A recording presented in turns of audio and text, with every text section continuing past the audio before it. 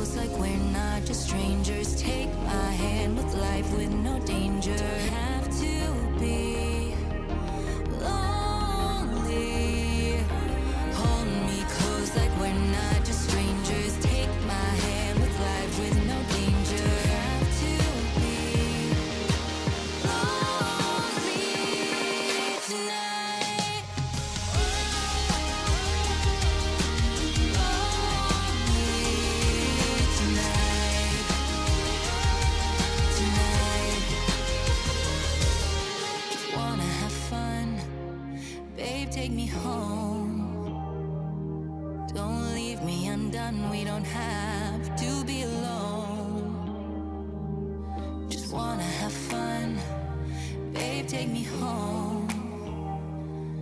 Don't leave me undone, we don't have to be alone.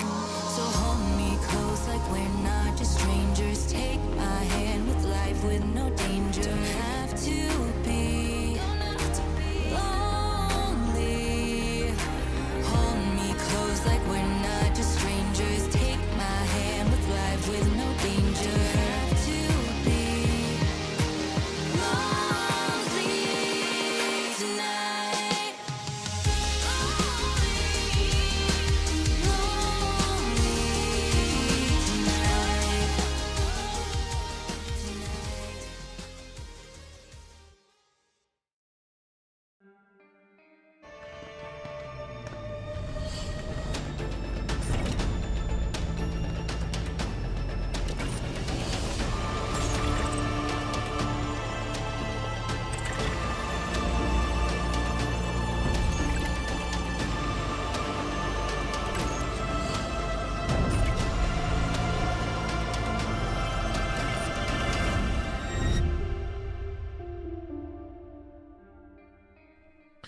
Well, Super Saturday for APL continues. It's been a massive day, guys. This morning, myself and James were able to cover Oast. Then we had APAC North.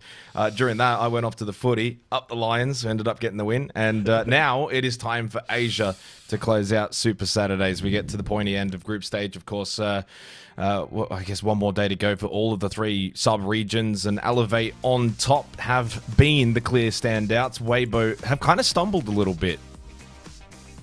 Yeah, I mean, stumbled only just down to second, right? So not all too bad for them, and still an opportunity to finish in the top two, favourable seeding for playoffs. All the games started actually end up having pretty significant impact, so yeah, quite eager to jump in and see how it will shape up the standings as we get towards the pointy end. Here is the schedule for this evening. It's Fury Daystar to kick things off. And a pretty enticing battle because those two, much like Waybo, still in a good position to potentially finish in the top two. Latent Dragons, Arrival 7, guys. Loser of that is in the bottom two, completely locked in. The winner will get an opportunity, I guess, going into the final play day, which would be tomorrow. I think it is actually going to be a Super Sunday tomorrow for the three regions as well. And so if you lose that game, you're done. But if you win, you get at least one more opportunity. Arrival 7 will play Soul's Heart tomorrow. Latent Dragons will play Elevate tomorrow. So pretty much it goes without saying, it's a must win for Latent Dragons in that matchup. Our first one of the day, though, of course, as you mentioned, Fury versus Daystar, which right now it's the third and fourth best teams, and an opportunity presents with Waybo being a bit shaky this stage to maybe go on and take a top two. Waybo actually played Daystar tomorrow, so if Daystar get this win, they get an opportunity to win for second tomorrow outright. Wouldn't that be a good story for their stage, which has been good so far? Clubhouse we go to for our opening match of the night. Yeah, can you jump in? Clubhouse so far for the stage has had 3 plays across the league, puts it in third position, still trailing Labs and Bank, which have been very, very prominent in this region, but goes without saying, the old adage, Clubhouse, a map that every team and every player should know inside and out, and sets the stage again for a fairly competitive matchup. We're looking at third and fourth in the league, 9 points and 8 respectively. Fury just out on top at the moment, but both hot on the heels of Waybo, potentially to finish in that second position. How much of an impact that may have, who knows, but could still be telling as to where these teams may shape up come playoffs, which isn't really too far away. We have a lot of APN Siege. I was looking at my calendar the other day. We are doing a lot of broadcasts over the next couple of weeks, so there's going to be a ton of Siege. And of course, all culminating in that Munich major playoff at PAX, which these teams will be eager to attend. And both of these teams, I think, still have a realistic chance. Fury, their form has been a little bit shaky. Daystar probably more so on the up than Fury, but yeah, an interesting point of the stage to see them clash. Yeah, I mean, I think Fury would have been very disappointed with stage one and how that kind of finished off, and looking for a bit of a rebound here in stage two. And so far, they've been able to get that in a couple of places, but then also still, you know, you go and beat Waybo, but then you can't back it up and you lose to Soul's Heart. So the inconsistency, I guess, is still there a little bit. Right now, Elevate in this region for Asia has probably been the only team, well, definitely been the only team that's been consistent across every single metric. The only one slip-up was an overtime win against Soul's Heart. That's the closest they've really had to any kind of slip up. But yeah, big game here. Daystar, can they continue? Yeah, they're really showing promising signs that they've been showing this stage. Clubhouse Fury defending. Critch on the Scopos. Finds himself in con right now. At times we do see the Scopos shell kind of put over towards logistics, but you keep the wall. You can actually reinforce that off and then force them to have to go all the way in and clear it properly, but he's not doing that. I think he's playing more of a room Scopos.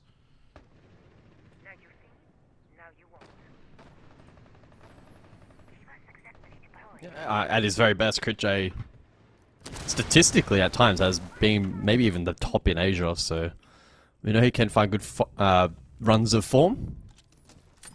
Like Cole's typically not the first to light up the kill feed for Fury, but on this particular occasion finds Jogor and his fast entry in through dirt.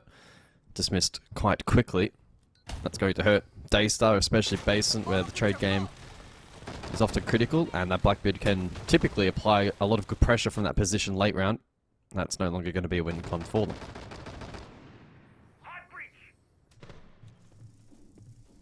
Critch aggressive towards Raptors. Easy kill onto Azuki, so they lose 2 players to begin the opening round on the attack for Daystar. All too easy for Fury.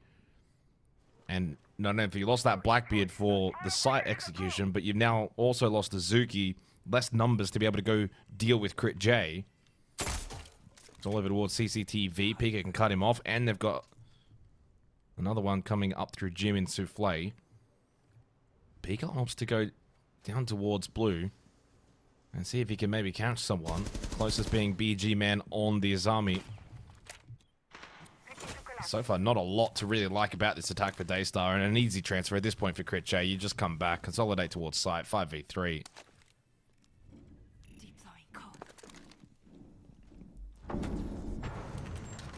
It hasn't been much teeth in this particular attack for Daystar. And then Critch, who's been able to rotate back towards the objective, all but confirming it, and Lycolis will find his second for this opening round. Definitely one for Daystar to ride off.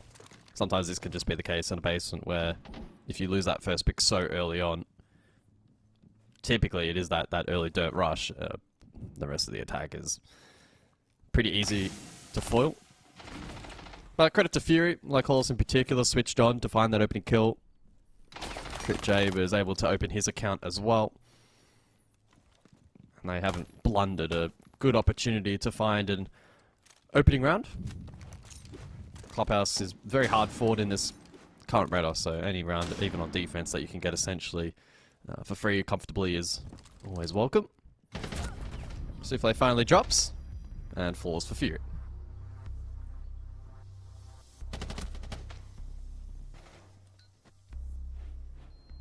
Yeah, just formalities. I think that round was over probably a good minute ago. A-Star's going to have to play a lot better than that if they're going to be able to get attacking rounds here on Club against Fury. Didn't quite get to see what happened to Jogor, but Azuki, I mean, just too careless on the entry into Garage. I mean, nothing really extraordinary from Fury, rather default. Put a couple of eggs in the Scopos basket, and that kind of paid off with that kill transfer back to site. Critch is going to bring out the Denari. So we head over to Gym Bedroom for the second round. 3 kills from Crit J in that round. Always an influence for Fury, and it feels like when Fury are at their best, it's usually with Crit J at the helm.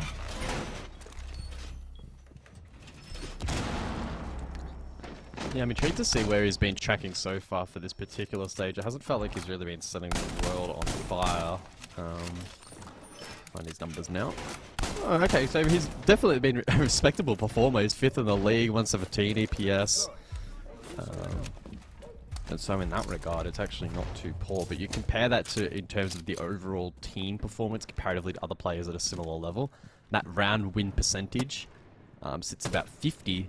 You look at the likes of Waybo and Elevate, it's like 60%, 69%. So Crit J, he's still doing well. The rest of the team, though, needs to be converting the opportunities that he's been able to find. I mean, he's been +4 entry, 64% cost, so he's been consistently impactful.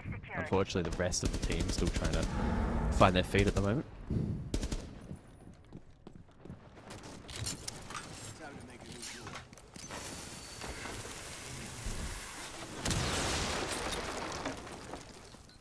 I'm still waiting for players to kind of come up and teams to that measure really intricate Denari strategies with the trip connectors.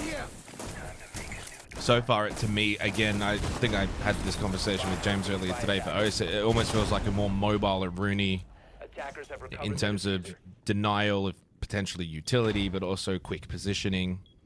Which I actually just placing a couple more here later in the round. But due to the way that they kind of attach and you can, in theory, turn them on and off at a whim, I think with time, players will figure out more ways to be disruptive. So far, rather default to begin here on Club. Reloading.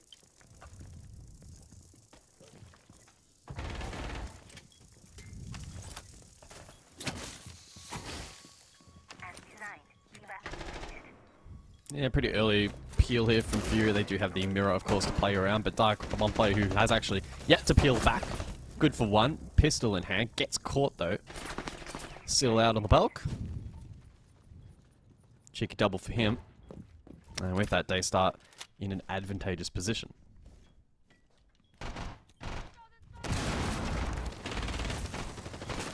The seal is very low. He will actually need to be careful of the tripwire connectors. If he were to go through it, he would get down. 45 seconds. Peak is also incredibly low too. So even though it's a 4 versus 3, you can kind of squash that advantage, and I'd say it's closer to equal. Extra gun up for Daystar, but 2 players being so low won't take much for them to go down. And Souffle able to get the kill onto Crit. Jade takes out the big bad man. Seal slips in towards Jim. Look to stick the plant, but gets off it temporarily. Azuki, big kill onto Lycolis.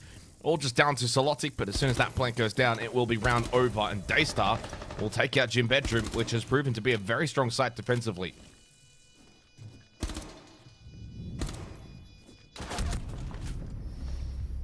Good conversion there from Daystar, and it was Seal to work that early pick. Was able to then manipulate that into a double, really set his team up. And again, looking across at his numbers, for example, as well as standing out, particularly here in Asia for this league, he's actually number 2 rated behind resets. 124 EPS. Again, that round win though, that round win percentage only at 53, so it is lagging behind some of the other top players from top teams, but he's been individually a standout. Plus 18 KD, plus 3 entry. Really strong cost. He's actually got one of the better of those up in the top 3. He has the standout at 74. So Seal's having a really good breakout stage at the moment. He's certainly been a strong performer in the past, but I don't, unless I'm mistaken, I don't recall him being quite up at the very top of Asia. So been impressive from him. He's played a ton of his army this stage as well, so be intriguing to see when they go over to defense if he'll be afforded that opportunity. Bomb located by attackers. So all even after the first 2 rounds. Flawless for Fury in the opening round, and then Daystar with a solid response. 5 seconds remaining. Early days, 2 rounds in. Hard to kind of get a read on this, but even that in itself, I think, speaks volumes for this Daystar roster, where they've kind of come from, and I think potentially where they could even go. Think about when Jogel kind of burst onto the scene in Asia, and there were accusations and a lot of talk, and ever since then he's really calmed down, and maybe it was just a case of really just kind of bursting onto the scene, but it's still a very solid outfit. They spend a lot of time together now, especially as a core 5, similar to Fury as in that core 4 position.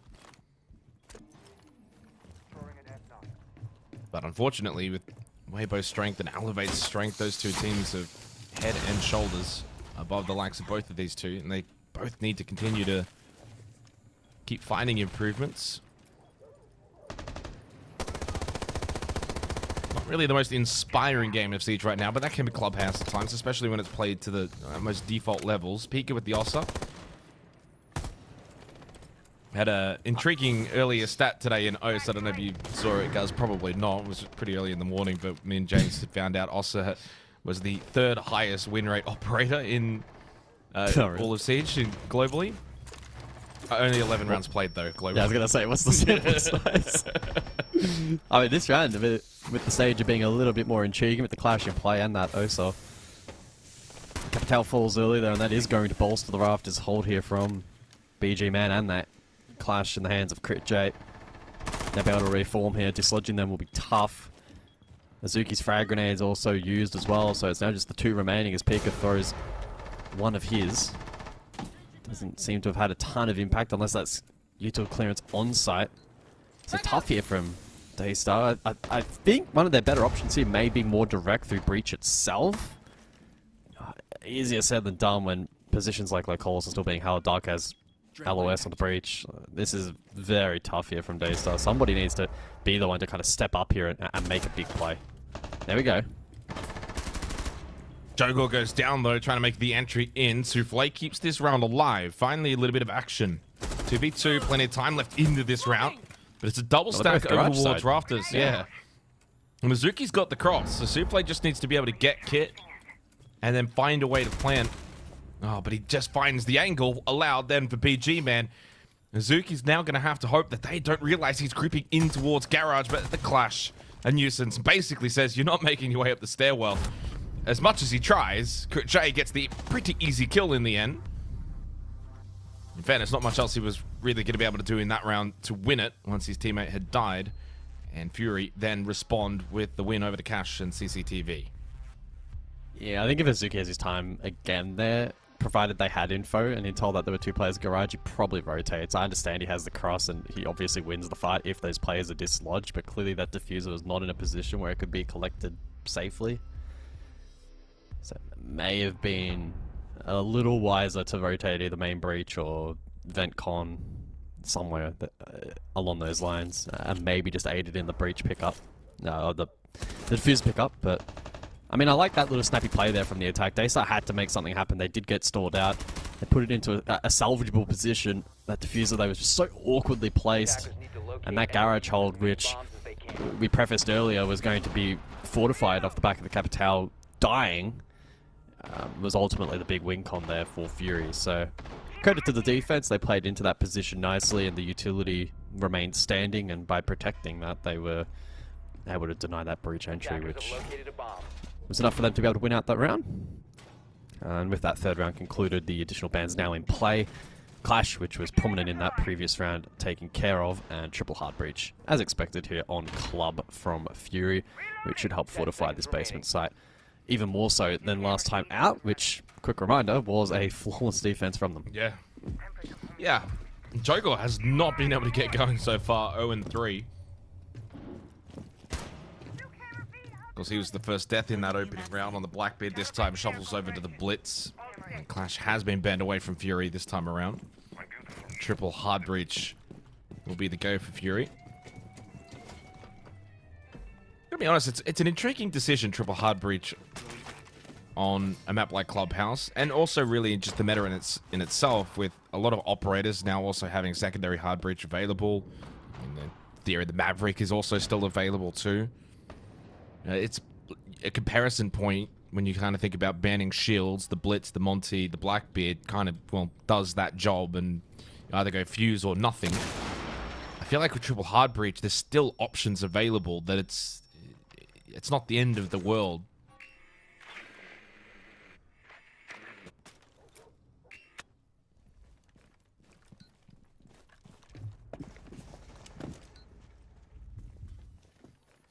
A caveat to that would be a map like Bank with the Ace Habana ban and what that kind of does in terms of Kanto Wall.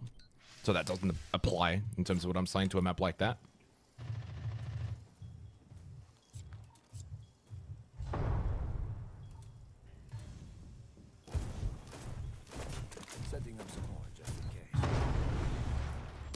Spider webs. Yeah, everyone. Yeah, I think it'd be really interesting to get more player perspective as to what the rhyme and reason is with that utility at the moment, because it does feel like it's maybe not as targeted as it will become eventually with time. It's certainly one to look at going forward, especially, you know, when it comes to regional playoffs, the major itself, as teams amp up strategy and are willing to show more and more. I'm sure we'll see more and more intricate setups. You're not probably going to show your greatest Denari tech in a group stage Asia match, let's be honest. Still covers a lot of space. That could be a nuisance if Fury are to go for the likes of a a blue dirt hit. A Daystar to go for that hit, rather. Jogo again to creep dirt. Lost out last time, got caught, and this time under an assault from those impact grenades. Able to just survive though, soaks up good pressure, but eventually gets caught again by Lycolis. It's a problem as well with the solo push dirt. You're playing shield, so you're the aggressor. You're the one that's trying to break through that barricade and get in towards sight, but you've got no one helping you. Imagine he has at least one person behind him playing off his shield. And maybe this round ends up playing a little bit differently, but he's just under so much pressure. And Fury have the game sense and wherewithal to understand he's completely by himself, isolated. They can triple down essentially on his location. It's kind of twofold. I think that his idea there, and at like a really high level, what he achieved was actually quite good because he was soaking up the pressure draw bodies util away from 2 players, but the rest of the team also just completely capitulated to Dark, who still had util on Church. So, like, in some respects, the idea was good, but the execution, yeah, certainly fell short on the mark. And that's credit to Dark. He did a really good job in anchoring that position. That tends to be one of his strengths at times, especially on defense, and able to put that on display. So nice work from him. The other 3 on site, able to achieve their job. Ultimately, Acola still got the kill, so it didn't matter too much that they soaked up that utility in the end because they got the trade off that. But yeah, that basement site from Fury, really deadly. Triple hard breach ban. I don't think it's even been really the cause for a lot of those problems. We saw the can openers on basement able to offer that utility required. So I'm a little bit concerned that maybe on these top floor sites that we'll see that element of the game exposed even more so here for Daystar, who may have issue simply in the hard breach department. There's going to be a lot of pressure on Jogor in these next 2 rounds to ensure that he's opening these walls correctly. 23 EPS for Jogor right now. He's also 0-3 on entries, guys. So in the 4 rounds, he's died first in 3 of them. Not completely all his fault, but that's just the way that this round and this game is going for him. There's a lot to get on the board, 0-3. The rest of his team is actually all 120 EPS and higher. And poor old Solotic is struggling to get into the game at a 47 EPS. I think that's always probably been the story for Fury, is that getting that proper core 5th. It certainly wasn't Firelord. Solotic probably has been struggling since he came in and made an impact last stage as a substitute, since joining as the core 5. I don't know if he's been performing high enough to be able to take Fury to the promised land, which would be, you know, getting back to a major, for instance. And then that's a lot of pressure on one individual, but when you get a core 4 that continues to play well and that 5th slot's still a little bit up in the air, that's going to be naturally what we kind of look at. Yeah, wall opened up in the end pretty comfortably, considering there's quite a lot of hard breach banned out.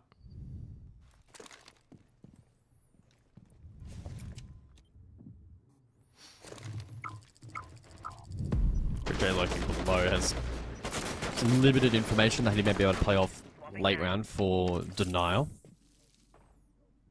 There's a collection of Valkham's BPCs, Maestro Evil Eyes as well, that will be able to relay information. Dark will call balcony clear, but Seal is outside prone.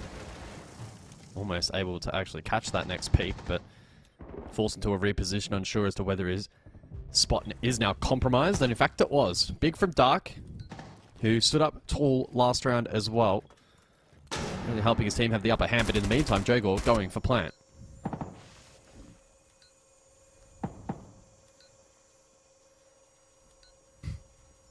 Well, was going for plant.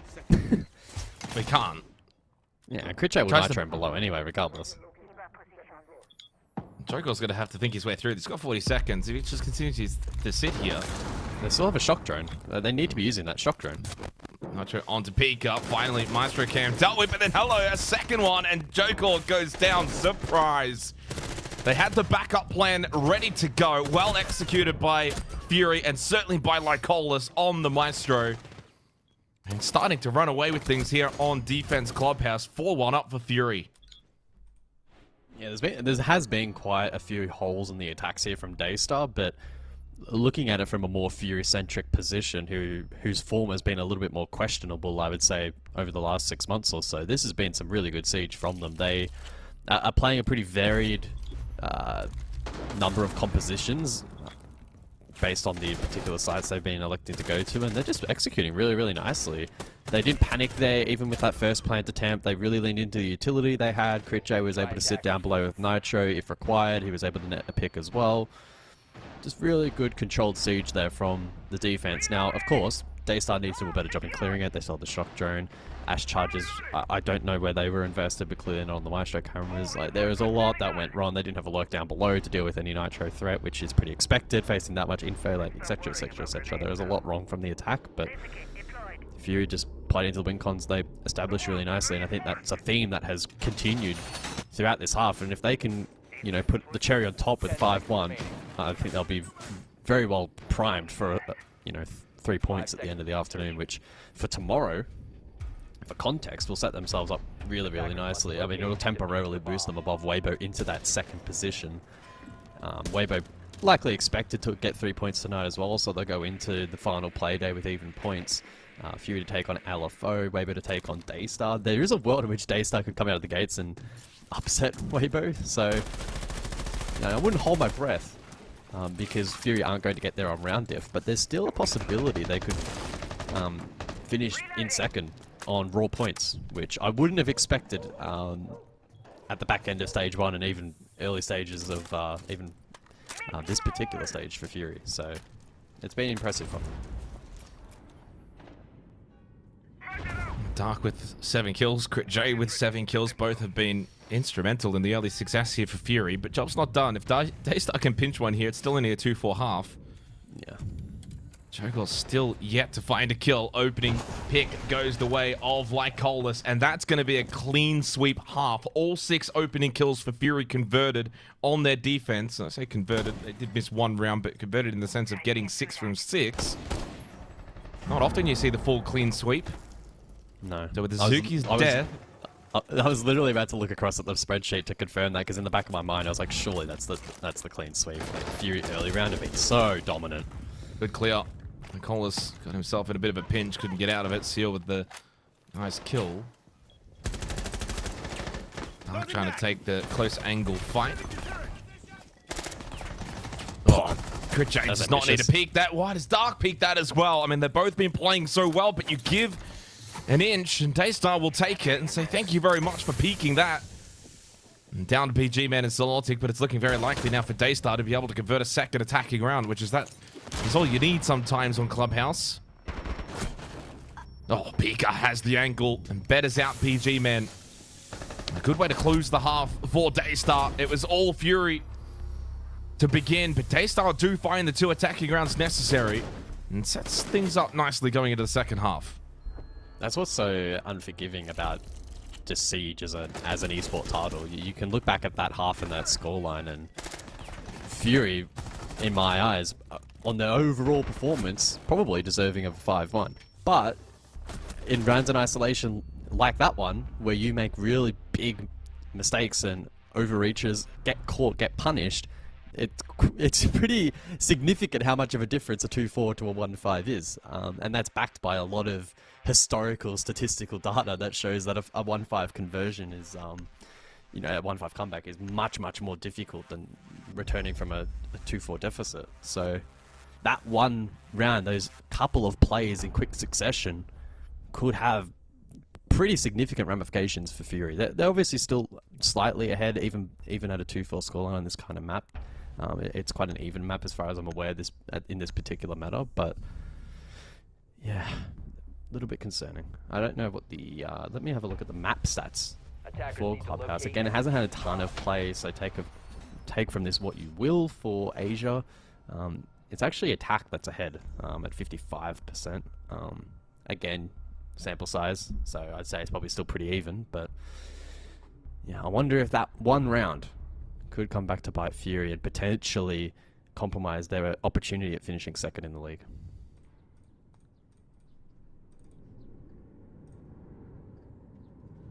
Sets us up nicely for the second half.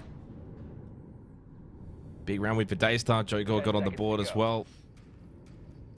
And now Fury have to get to work here on the attack. Daystar offering a bit of contact actually on the top floor with the Azami hold towards Rafters, although we'll see if he falls back. Right now, top red and going down, and looks like that will be the play for Seal. Pika over towards bedroom. He too can make his way down main stairs, likely will. And now suggesting this will just be 5 on site, unless Pika wants to think potentially about a lurk on the strip side of the map. Doesn't spot any drones. You are playing the Warden though. Not really the kind of operator that will lurk in that position. Slodic doing the due diligence and actually has a drone over in that side of the map. Don't think he has spotted Pika though. Pika's actually gone back up main stairs. But they are aware and make contact, and Pika's going to fall back play site. Yeah, Seal in the meantime there caught damage, but was able to retreat to blue. So yeah, clearly playing a advanced position secret. Yeah, there is a world in which you can roam on the board in there, maybe over towards strip with utility invested. You can soak up those flashbangs, but probably not the time nor place to be going for that kind of play with this sort of setup. Very total-centric here from defense. Lean into the Maestro and the smoke. You should have plenty of utility established by Seal as well by the late round. Really forced Fury here into, opening up the hatches, clearing utility with the Flores. Get the ram in play, etc. All of that will soak up a lot of time already at the midpoint of the round. Hatches now just being confirmed. Next phase for Fury here will probably be identifying a bit more information on site. Dark will probably want maybe a couple more defenders available on that death mark as well. It is just Seal and Souffle that can be pinged at the moment.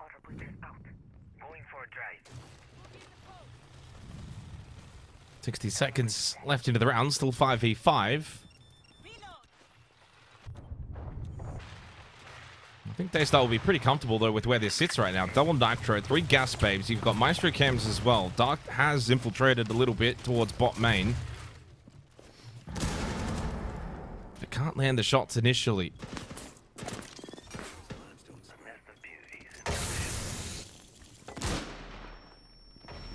This might have to be a drop here from Crit on the Blackbeard. Only the one smoke canister available, but double nitro here for Daystar, so Fury for the drop will be tough. Creeps down bot main. It's Seal that finds the opening kill. Was traded somewhat. Now down. Pika's going to go for the revive, get him back up. They lost BG Man and Lycolis though. Numbers certainly with Daystar, and the revival will be successful. Slodic holding hatch, hoping that Crit J and Dark can do the rest, but Dark loses his contact fight with Souffle. Daystar is going to make it 2 rounds in a row. One to close out the first half, and the other to open up the second on their defense as they take Basement Clubhouse. 3-4 scoreline. So from a fast starting Fury, Daystar have got themselves back into this game.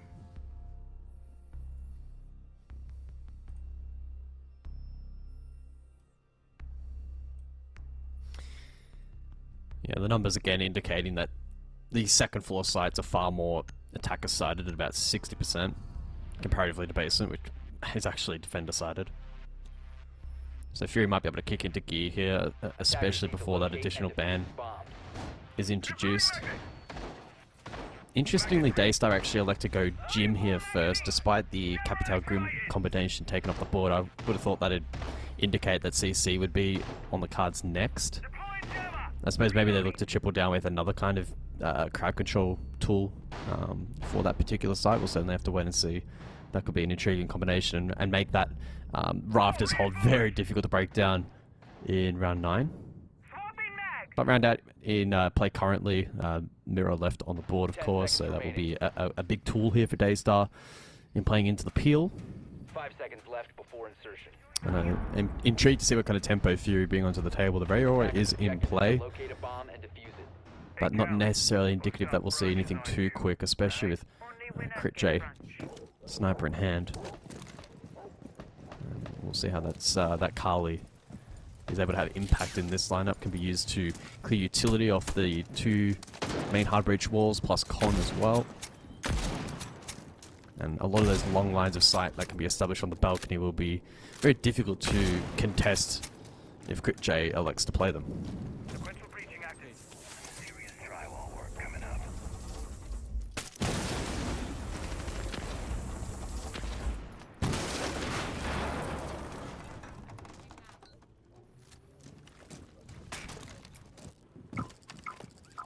that previous round as well was the first time Daystar found themselves with an opening kill. And really just starting to kind of just turn the tide of momentum in their way. Dark and Crit J a little bit more quiet, not as active around the map. Daystar just more than happy to sit back, play sight, keep this pretty conventional. Just the standard one cash, one top red. Try and delay a little bit of time before eventually making their way back towards the site. I think Seal maybe already suggesting, let's get out of here. There's only 90 seconds left in the round. I mean, no real contest from Fury. Nothing there to suggest they needed to vacate that quickly, but just playing to the strategy. Jogor does lose his life, though. Yeah, he just got caught from the balcony, I think. Perhaps was contesting. Either way, brought back up. And critically, that means that 3 nitros, well, still remain, but not for too much longer. Like Calls, good work, DMR from the western roof. Oh, big tag on a Seal and gets the kill. Jeez. Double from that's a big impact. Opens up this round now for Fury. Peeking with the nitro spells, speaking of impact, but goes way too early. No one even really at that con doorway. And Celotic finds the kill onto Azuki. Pika goes down and on the verge of flawless now for Fury on Gym Bedroom. Souffle will put an end to the flawlessness, but the round will still go to Fury in a very convincing fashion. A very strong, dominant attack from Fury. And puts an end to the little win streak that Daystar were putting together when they got 2 in a row. They go 5-3 up now. Timeout for Daystar. Yeah, that's a concerning round for Daystar. Every single fight, except for the last, which was completely irrelevant at that point, was a complete no contest. None of those defenders were really contesting back. I mean, maybe the second from like Holes, but even then, when that kind of angle is completely compromising your defensive setup, there's something really fundamentally wrong. It's just a shooting range for like Holes. Able to sit outside, finds 2. Kali for one of the final picks. So yeah, a bit devastating there for Daystar. But again, the stage set, especially with these bans in play for this particular holdover towards Rafters, to be very intriguing. I'm quite eager to see the Grim and Capital band out, what Fury will bring to the board. I really hope that as the attacking lineup, they're using this tactical timeout of their opposition to, you know, formulate an attack, because a garage clear here, I don't think is really going to be the play. It should be a con-side hit or something aggro main bridge. Attackers need to locate and defuse bombs. I mean, we don't even have to worry about that because we're actually heading over to Gym. Okay, I did not anticipate the reattempt. So yeah, we don't see that often these days, but Gym Bedroom is a very good side on this map. Again, it may be because Daystar really want to play with that third ban in play for CCTV and cash, and really ensure that they can lock down that position and force the con hit. That may be the big brain game plan. Not entirely sure, but well, they get 2 clearly kills away really to like hold. Yeah, clearly that last attempt defensively was poor, so they can certainly improve upon that. 5 seconds remaining. Fury won't mind. They'll feel like, well, we just won it. We can do it again. Attacker's objective is to locate a bomb and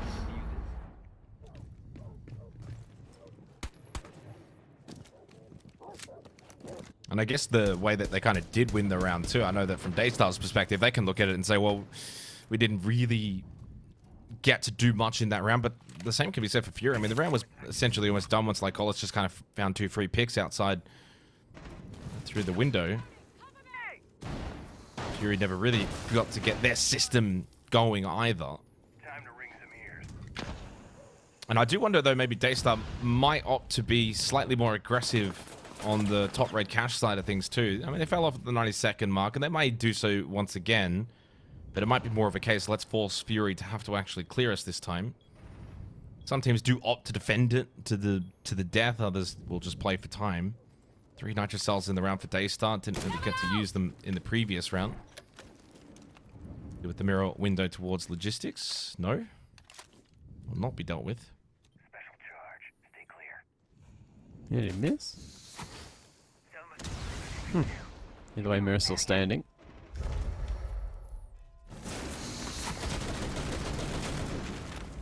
Fight over towards the garage half. Oh, he's got the cross. Yeah. He holds it. They need to force Seal out of this position though. They do have the utility. But it is limited, just the 2 frag grenades from Lycolis here. I don't like this angle. Yeah. I mean, if our observer had stayed on that one, we would have seen the easiest kill ever. Dark had no idea that Seal's holding that left side position. He's more so ready to take the battle towards the cash side, expecting Seal to probably play more defensive, try and push back. You can see that hole in the wall that was being played off. So you're not really looking for that very far right position towards top red. Regardless, Fury able to get themselves a 4v3 advantage. Seal then pushed up. That might just be a case of the pressure mounting. Good kill for Joker, though, on the peak, and Pika is able to then win elsewhere. Don't know about the shotgun, but Crit J does get downed. 1 versus 1 between Pika and Lycolis. And Lycolis has had huge impact so far in this game. Pika makes the move, though, and gets the easy kill. Well played from Pika to get on the front foot. I thought that once he hit those, well, shot those shots initially, gave his position away, that Lycolis would have been a bit more prepared, but alas not. And we go 4-5 as Daystar keep fighting here on Club. Yeah, shame for Lycolis there. If he had the diffuser, I'd probably, pending site info, back him to win that clutch, but it got stranded over towards CCTV. The transition there from Fury was not great. Cache not properly cleared. I don't think Logi either, and that's what led to that 2v2 where ultimately the 1v1 ensued. Okay, so they ban out the Ying as well, another tool that may have been used for the rafters clear. As we look back at that prior round, yeah, right there, Pika and Jogor getting on the action, Crit J downed, and Pika, as you kind of alluded to on the front foot, played active, ultimately ended up being the correct decision. Daystar, so they don't elect to go CC initially, it's back down to basement, and I suppose again being the most defender-sided site on the map, they can find a bit of comfort here and then maybe set the stage for a 6-5 lead on that site to follow. We'll certainly wait and see. But for Fury, a bit of a free shot from this position. This site yet to be cracked by either team on the attack. We saw it attempted twice from Fury, rounds 1 and 4, so the first rounds of their rotations, and they were both successful. And they started to replicate that here on round 10, or at least attempt to. The setup defensively looking very similar to last time out for Fury, though a bit of a shake-up. Lycolis jumping on to the Monty. Most notably, Sense also in play, so we'll see what they can cook up. There's not a lot really in this game right now. There'll be a back and forth in the second half. Yeah, Fury, of course, went on a 3-round winning streak to kick out to a 4-1 lead. Since then, 3 of the last 4 rounds to Daystar. I guess if you were to make a case of momentum, right now it's probably with Daystar. And Defense Club as well. Getting to go back to basement. And considering with the bans in play, I mean, this is very much a just sit-down bunker. There's not a lot of real defensive positional movement. No Grim, no Capital, no Ying. Very easy to just hold your positions here on site.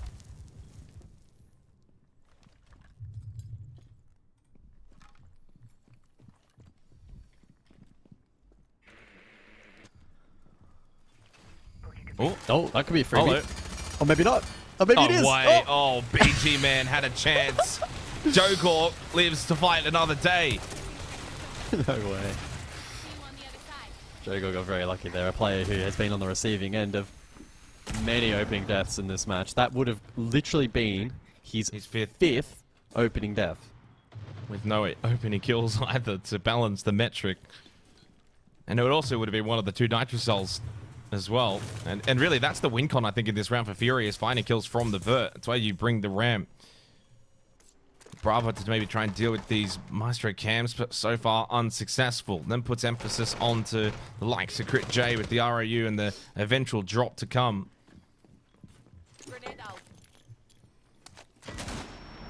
Maestro cam dealt with at least.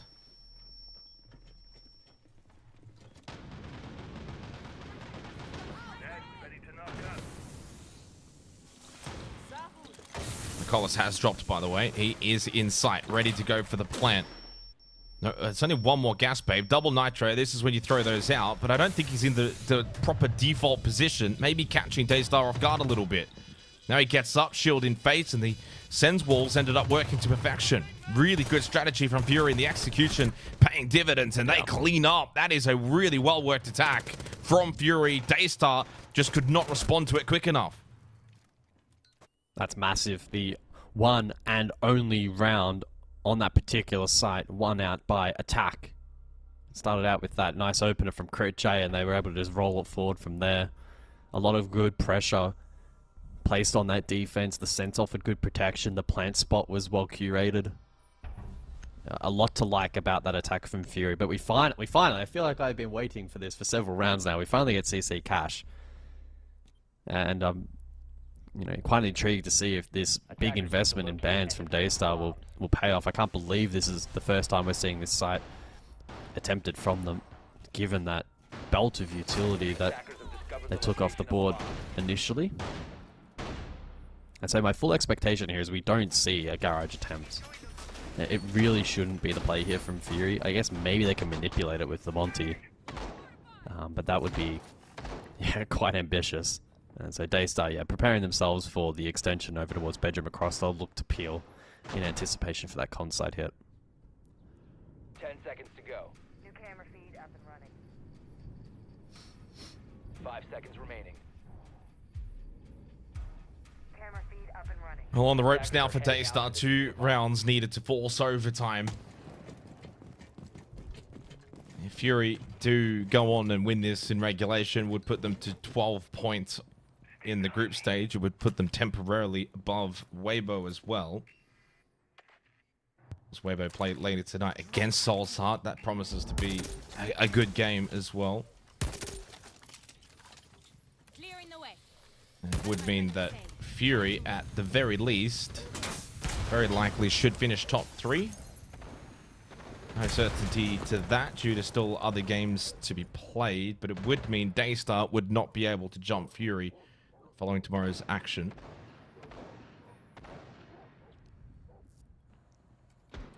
I mean, Fury at the moment posturing garage.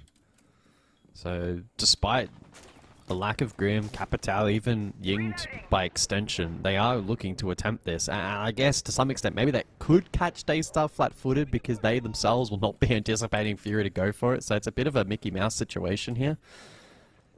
They try and call one another's bluff. To be fair, Daystar still double invest in this position with Azuki and Jogor respectively. A good trap utility and catch combined will make it tough here for Lycolis to find ground. Sensible to aid in that entry, and Lycolis now to step forward. Gas wave thrown out early by Pika. Azuki, his position is known. And the gas wave thrown out. Nitrous up from Seal. That's a huge kill to shut down Lycolis on the Montang. Not allowing this Raptors take. Still another Nitrocell in pocket as well for Souffle. He's over towards stage at the moment.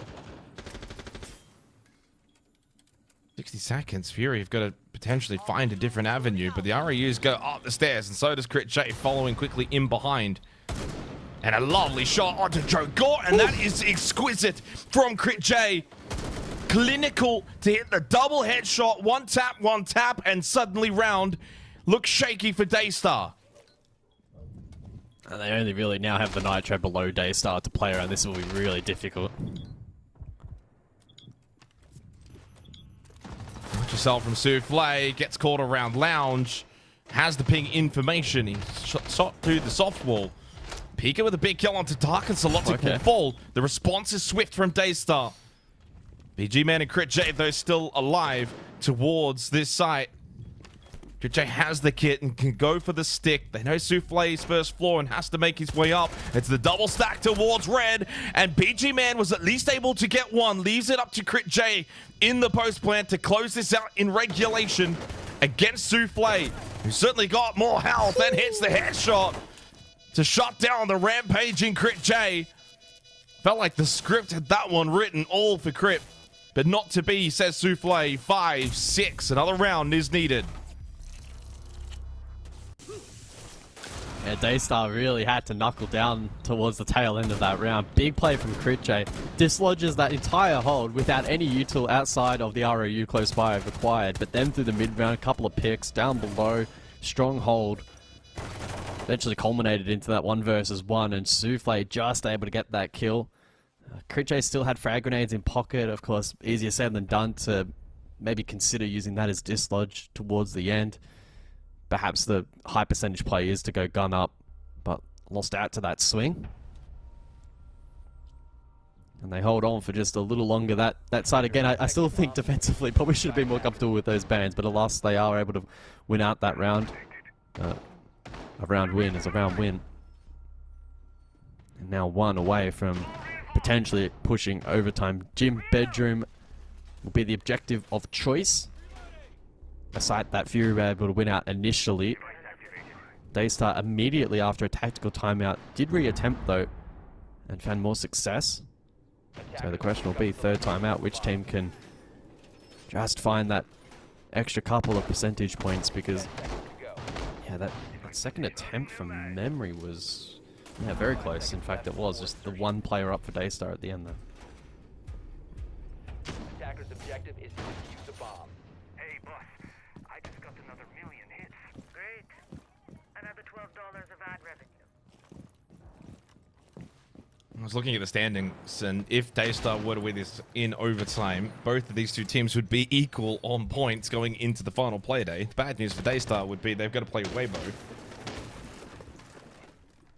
Fury will get Shark LFO tomorrow, which I imagine they will be favourites in that matchup. In some ways, that third seed for Daystar still looks unlikely, but would be impossible if they do lose this here in regulation. A big round to close. Clearly not a lot really separating these two teams, which you kind of look at the standings and look at the stage that they've both had throughout this group stage. I guess that's not too much of a surprise.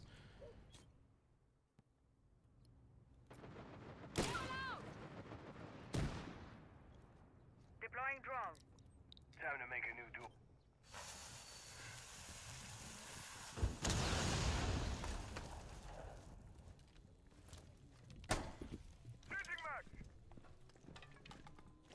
Well, let's see how the map clear is this time around from Fury. Last time out, they did have some growing pains on this position. Top red was an issue. They did find openings elsewhere, though, to alleviate that.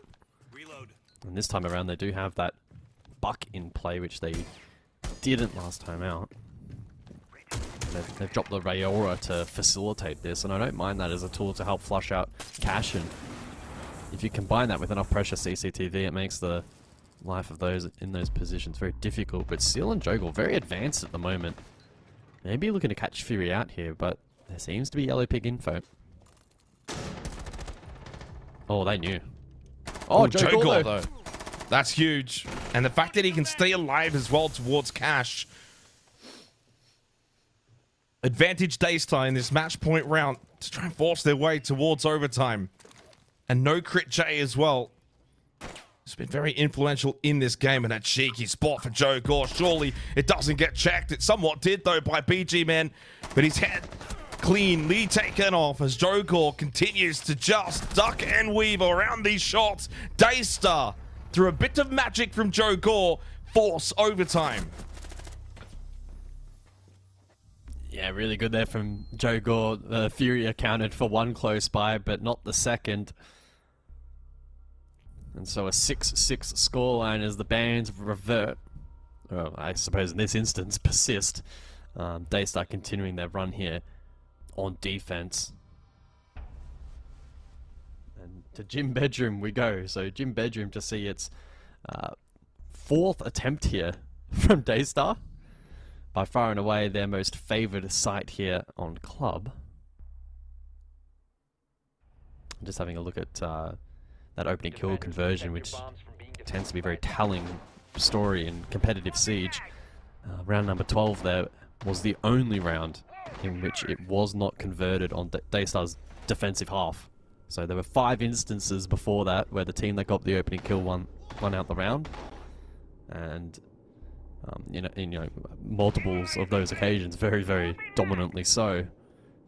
But that time out there just based on the positioning there from those two on the extension, the second being Jogor. Able to flip that narrative quite quickly and then convert the round elsewhere. 10 seconds to go. 5 seconds left. Suddenly, Daystar with double defense. Looking at a pretty good position here coming into overtime. Only the 2 attacking rounds, 1 from both teams respectively in their halves.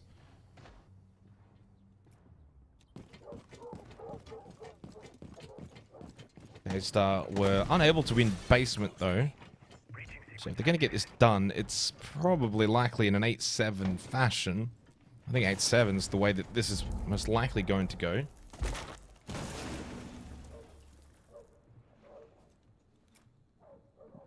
So it becomes a big round for Fury. You win this round, then suddenly 8-6 might be on the cards for Fury.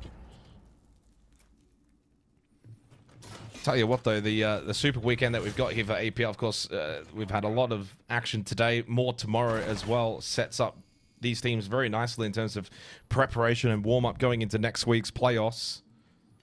These are the kind of games you might find yourself in, with certainly a bit more on the line. Jay looked behind and sort of like, where are you throwing that? Yeah, I don't mind that from Jogor, looking to be a bit proactive here and try to carve a seal, but he eventually gets caught as he attempts to peel back to that top stairs position. Jogor was able to escape, but at what cost? Pika also falls on that side of the map, and a clean sweep from Fury. I was expecting Jogor potentially come back up red stairs after he did drop the hatch over towards Con. And he will be, but very slowly and very late. He's checking potentially for drones, and yeah, there it is. So he's droned out. And now he's a wasted body, and they know there's only 2 on site. And you got the Montang that can push in, facilitate the rest of the team to follow him behind. Have that live drone experience. Suki does get one back onto Duck. He's going to certainly need more towards logistics. Jogor eventually shut down on that flank. And Fury carved through on the attack to kickstart overtime. They get to go defense, likely will be basement, and they have a solid opportunity to now close this match out. Yeah, they really shredded that defense, and that's a big stand-up performance from Fury. They lost out on that site on back-to-back occasions. And so able to now equalize that record 2-2 for the match. And as, you know, you would typically expect basement to be the follow-up choice here from Fury. It was a little bit on edge at the beginning there from Fury, but just able to sustain enough pressure.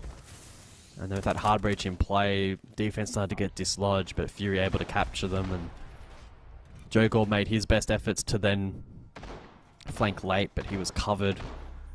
Can't expect too much from those on site. Very exposed positions as they invested so heavily on the extension. So it's match point for Fury. 2 points to await them on the other side. With this match, of course, now going to overtime, unable to capture all 3, and that could compromise their run towards the top 2. In fact, it most likely will, if there ever was a chance. 10 seconds to But insertion. I kind of agree with your point that, you know, a match of this level of intensity in the group stage will condition them well. Attackers are moving out to locate a bomb and defuse it. All set. The keeper barrier activated. And suddenly Daystar have to do something that they were not able to do in the first half. He's win an attack here on basement. That's where Fury have looked their utter best. And they won it both times convincingly as well, guys. It's flawless in the opening round. 4 alive in round 4, which was their second go at it. They have absolutely dominated the opening kill stat line as well. Funnily enough, the only opening kills for Daystar have all been from Seal. He's got all 3 of their opening kills. He's also had 4 opening deaths, though, similar to Jogor, but at least he's got the 3 kills to even that up to a -1. I mean, if you kind of look at a lot of the numbers, like I'm looking over at our sheet here, and it's like, it's just nothing but green for Fury, yet they're only 7-6 up.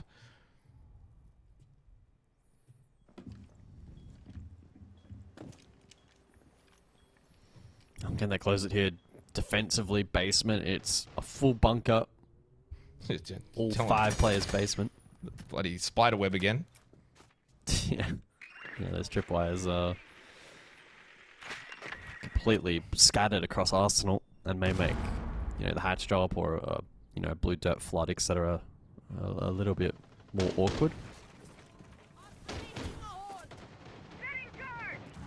Attacker's bomb diffuser has been dropped. In terms of, hard breach and soft breach, that's not going to be too difficult here. It's really on Daystar late round to find that window of opportunity and to play make as a team and have somebody step up and find a multi in this round is their most likely win con. A plant, I think, is pretty unlikely. Whether or not someone does go for the dirt push. Oh, BJ caught through the hatch by Seal. Well, not through the hatch, but near the hatch. As the hatch is now just opened up. That is a big kill. And 4 opening kills now for Seal. Yeah, well and truly evened out that count now. 35 seconds, though, still the concern. Yeah, you got the extra player, but you're going to have to probably play this drop. Icolis has dirt control. Notice at this point, no one's going to be making their way over on that push. Souffle wants to go for a flank through blue. 20 seconds. Time continues to tick down and away very quickly. Crit J, big kill. Shuts down Seal. Souffle Kleiner has to go now. He's got the tripwire connectors in his way. Plant going down from Azuki. Big pick, though, by Pika. Onto Dark. In the hallway, the battle, though, lost by the Sens. And while the plant was put down successfully, Azuki's then not able to live to defend it.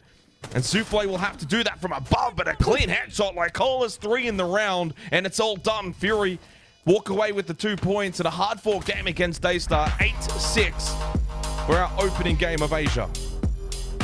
Yeah, clean work there from Fury to close things out despite that plant going down. Snappy in their response, able to isolate those kills, weather the storm, which is often the case on basement, and I guess by extension weathering the storm of Daystar that came out firing this afternoon. Fury, though, just edging out 2 points to close out their campaign for this afternoon.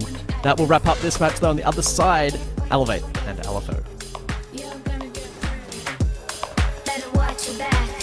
It's gonna get personal.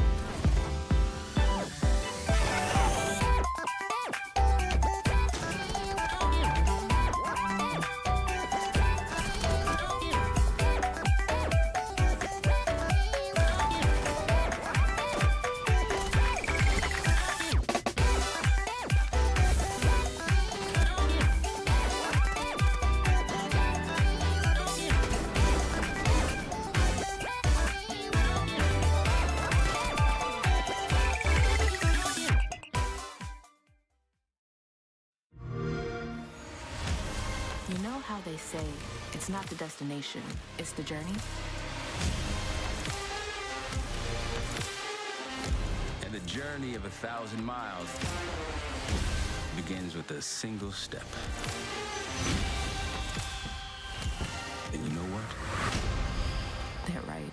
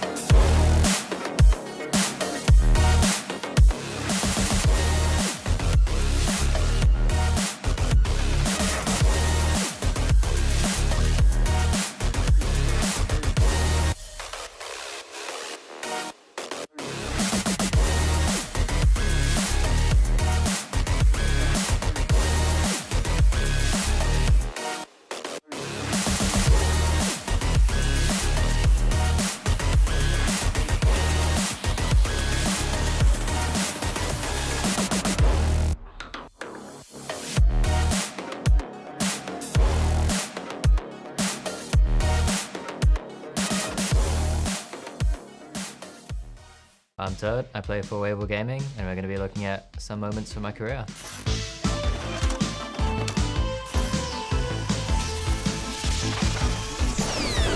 So that's why it's so interesting seeing how this one builds up. Third's going to start things out on with Iconic, and that's the Valkyrie offline. All right, so we get it, we get it, bro. Jeez, this is just kind of excessive. Sheesh. I remember that event, we had Julio as our coach, and he was telling us about like the freebies basically. And I remember we VODed them and we saw 2 different freebies. There was like one on Clubhouse and one on Chalet as well, where Iconic would do this.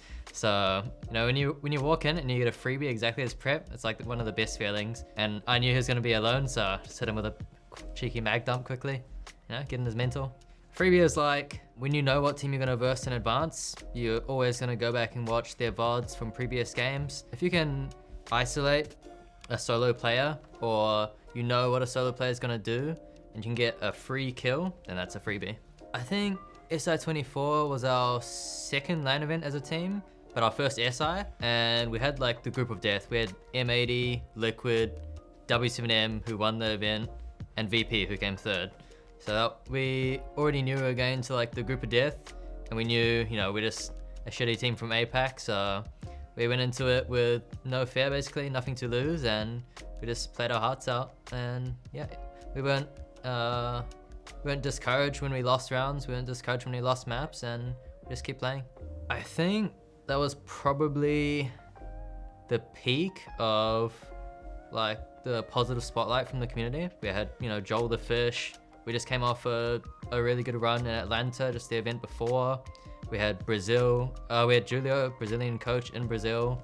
So I think in terms of like community spotlight, it was all positive for us at that time, which was really nice to play with. So Julio was like also a world champion as well. So, you know, he would help us with mindset in the LAN event itself, and also like the strategical stuff within the game. You know, like he's been in Brazil over 10 years, so he knows all the Brazilian teams, how they play, how they operate, stuff like that. So when we boot camped for like a week or maybe 2 weeks before that event, he every single day had some useful info for us and just taught us how to be better LAN players, really. Thanks for watching, guys. See you in stage 2.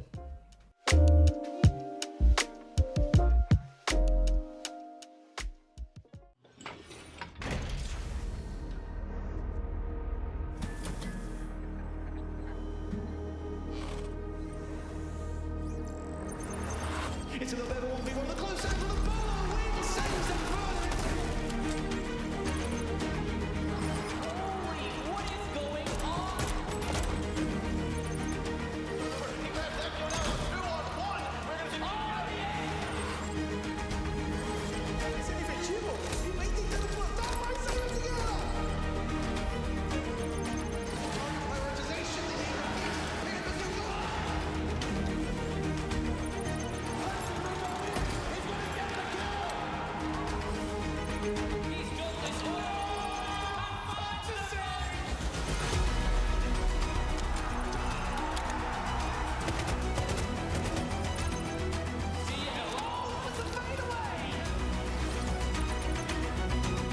Immediately on the diffuser, Lagonis needs to get in there. You gotta go, Lagonis.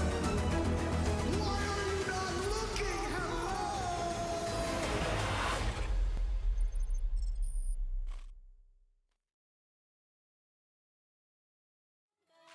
I am so much stronger. Ready 스며들게 주문을 걸어봐. Banger after banger, tell them Tina Mina do it better. Banger after banger, tell me who could even do that better. Banger after banger. Banger after banger. Banger after banger. Banger after banger.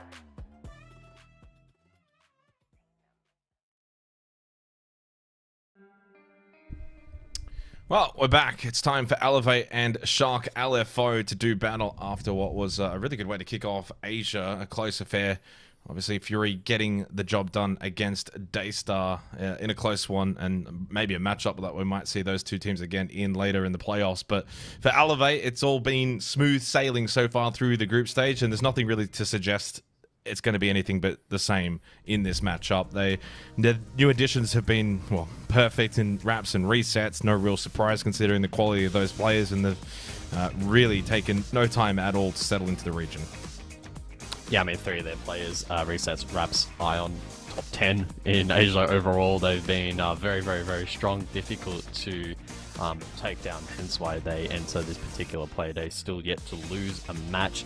They've only had the one extend into overtime. Funnily enough, that was against Seoul's Heart, which is a bit of a funny matchup. But they, they swept the floor for the likes of Waybo and seem to have established themselves as a very serious threat, not only here for Asia locally, but I think probably one of the forerunners as being potentially the best in APAC as a whole. Obviously, we don't get an answer to that for quite some time, but as for today, should just be another day at the office for them, and I, expect nothing less than a 7-2, 7-3 max. This should be one-sided. Yeah, I think obviously for their opponent, Shark LFO, there's not really too much to probably say that they're going to have any expectations in this matchup. I think it's a good team and certainly hasn't been an awful stage by any means. 7 points at the moment. You would imagine it'll stay like that. And then big game against Fury tomorrow.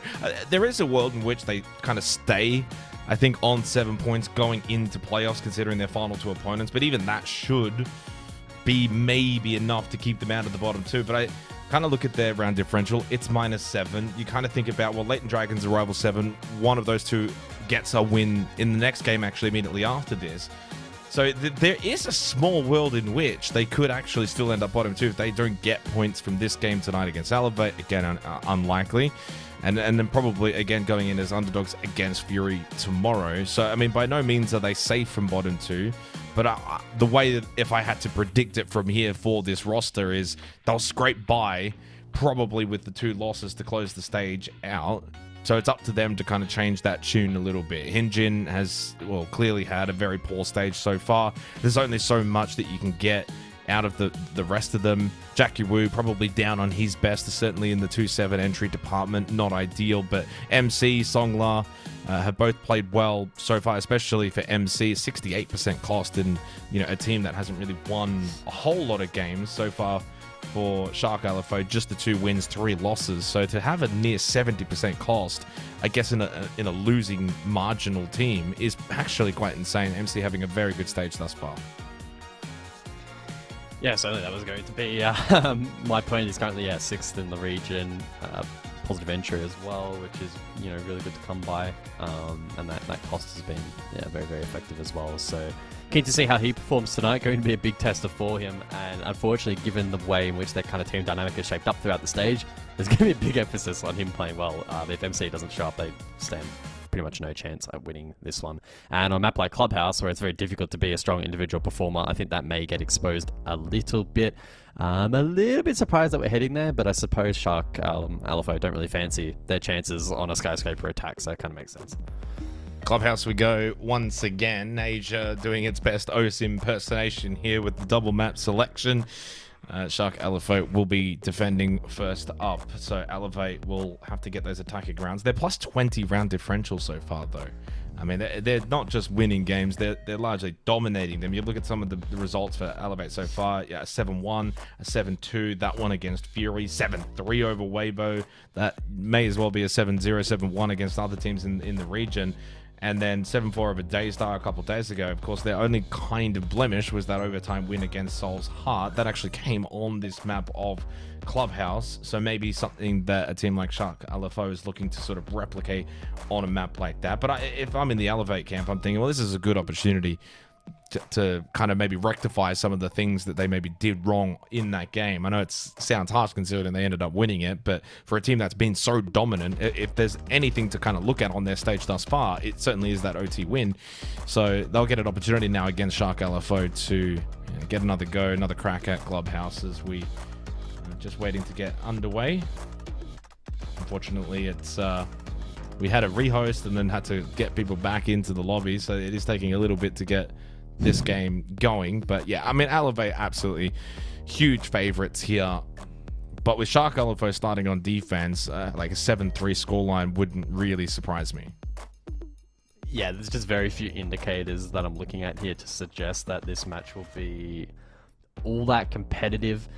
Yeah, sure, they start defense, but Elevate have the strongest attacking win rate by quite some margin, and it's actually a very, very dominant number. Do you want to take a guess at the kind of ballpark their attacking win rate is at the moment? For Elevate, I'm going to say 78%. Oh, jeez. Yeah, temper expectation, Louis. It's a measly 72. It's a measly 72. Oh, measly 72. Jeez. So, yeah, I mean, they're absolutely smashing it in that department. So, I mean, there's no pressure that's really going to be alleviated all too much in this first half. Again, with numbers even suggesting with the limited play that we've had that the map itself could actually be trending a little bit more towards attack, especially with those tertiary sites outside of base would be so challenging to defend. So there's not a lot pointing towards this being a particularly competitive match. The only world in which I can see it being close is, again, if they crutch MC, he can pop off, find multi-kills on a map, which is historically hard to do that, and then Elevate get backed into a corner. But I'd be quite shocked if that happens. So 90%. I think that's maybe a little bit of a closer social prediction than I even imagined. Shark LFO, 10% underdogs as we head to Clubhouse. Elevate, the intriguingness for me is actually the contrast to stage one. Of course, a couple of new players come in, but yeah, stage one group stage, they did take a little while to get to their utmost best. Certainly picked up really, I would say, continuing through the entire group stage, then into playoffs every single day. It felt like they got better and better and better. But from the onset, so far for stage two with their new additions, it's just been completely dominance from Elevate, expecting that to continue here and get the job done, which they're already, of course, confirmed for playoffs. And a win here would confirm them as the group stage #1 seed. They will not be able to be overtaken. Technically, a double loss. Could see Waybo overtake them for first, but as I said, a win here, and they are a lock.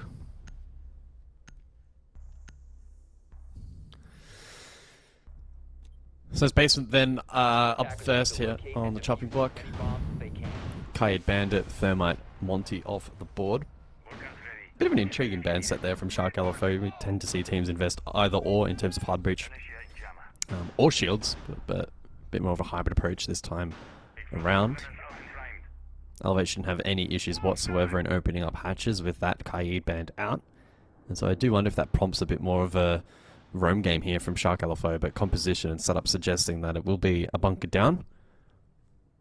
I don't know if I would feel more confident as a defending team against Elevate on the roam or against the last second execute. I personally would probably back myself on the roam more, but I don't think I'd back myself in any department against Elevate. But you gotta back yourself in one. I think the storyline for me that's shaping up for Elevate, no, we got playoffs to get through as well. Don't get me wrong. By no means am I discounting Waybo, but the reality is two teams get to go to the Major Land qualifier. Let's be honest. The likeliness is Elevate Waybo, unless there's a surprise somewhere, is then Elevate in their ability to then dominate the rest of the Asia Pacific League region, APAC North and OS, for instance. And we'll see if that comes to fruition. Of course, they were so close in stage one to making EWC shut out in the grand final by Waybo, and then massive additions to the roster. And as much as people hate to see, you know, the Brazilians dominate in the Asia region, there's a lot to learn as well for these Asia teams off of a team with so much quality on the roster. Shark LFO, though, suggesting it is just going to be the 5-stack basement. MC holding a closer position towards Secret, but never really going to see the smoke, I think, hold that position for long. He falls back. So, I mean, this is just going to be pretty default for Shark LFO. Elevator are very much good enough to be able to kind of pick apart a defense like this, have the patience, understand this is not a rush kind of site in terms of strategy with the way that they're bringing this round. It's going to be patience, open up floorboards, go for picks, eventually use the Capadal to clear out deeper positions like AKs or blue.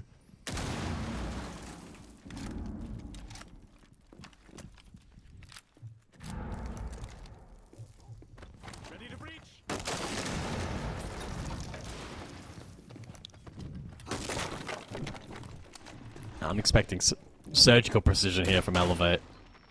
They've got the util belt for the blue clear. They can flash dump, hatch drop. Shark LFO need to try and isolate attackers here to the best of their ability to try and make that final push more challenging. All the groundwork is set. Plenty of time here, not the problem for Elevate. Looks like they may end up actually posturing for triple, the ranged hard breach facilitating that. But they give away a freebie and make it 2. Elevate now, it should be easy work from here.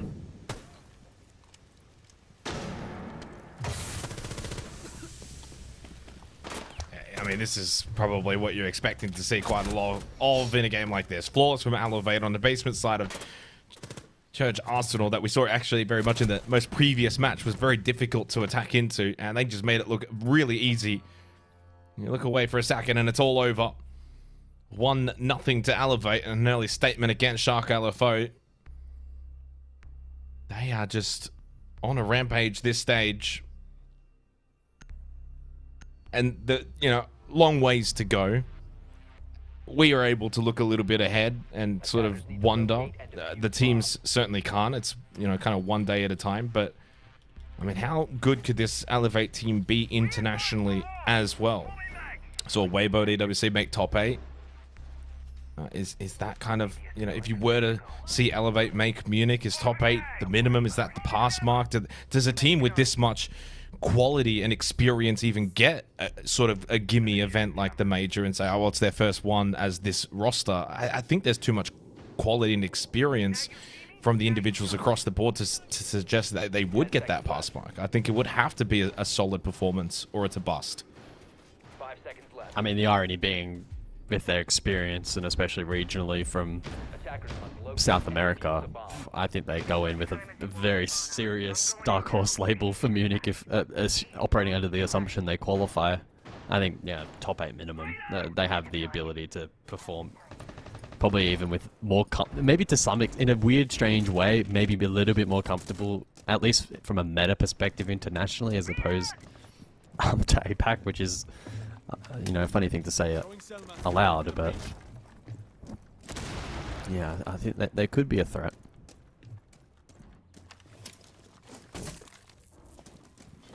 But again, they haven't really been, this squad in particular, not tested against that caliber of opposition as of yet. So it'd be a good testing ground for them nonetheless.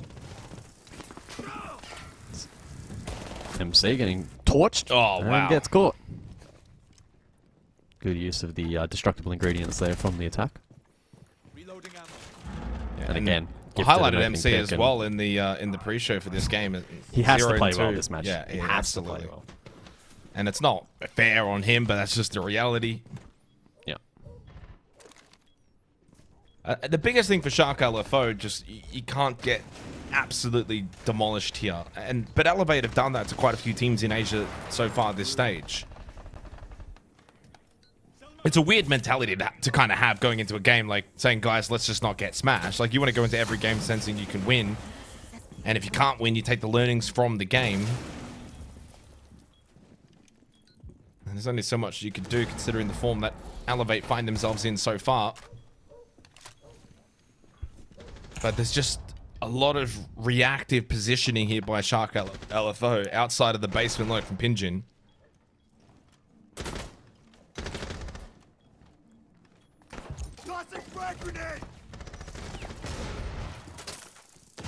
And Songler gives up the space now by crossing back into CCTV. He can't cross back into Cash now. Oh, he can, apparently. He just goes for the peek. Well, there's no more frag grenades for Elevate, which makes this dislodge difficult. I mean, he's still kind of pinched down here. Highlighted by the Quan Hive launcher.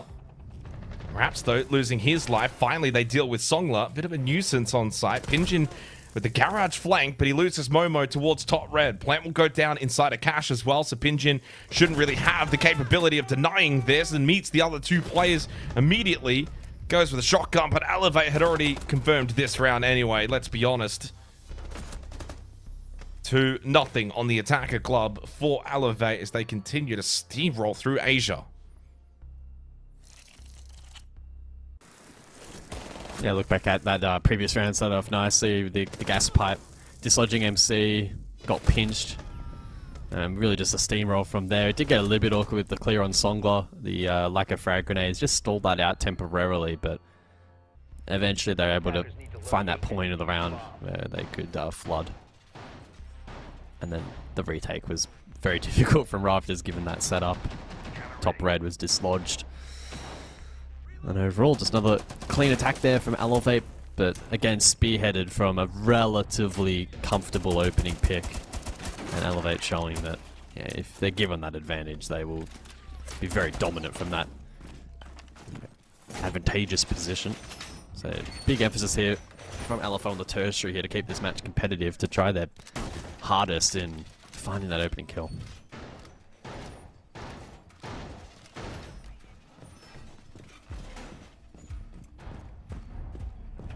It's a difficult matchup because how do you try to beat them? We kind of have, I guess, similar conundrums at times. I think back to this morning in OS where, you know, Enterprise just made really, really quick work of, I think it was TSG. And that ended up being, I think, if you were to go minute by minute, like probably one of the quickest games that I've ever been a part of. 7-0 is 7-0, but it was like 25 minutes. You know, when you kind of look at the start here in this game, admittedly, Clubhouse attack. But, well, I mean, EP did it on attack as well, but like they were winning their rounds with a minute and a half, minute 50 on the clock. These are kind of going down to the, you know, the end of the timer. Jackie Wu tagged up, just more pressure. You just don't feel safe inside of the server. Elevate at all times have that sort of perceived pressure.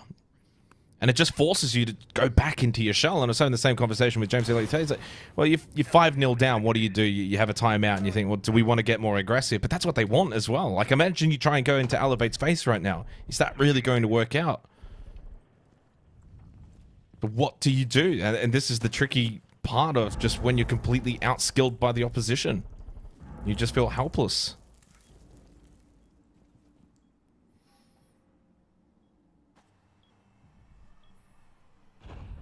So midpoint then of round 3.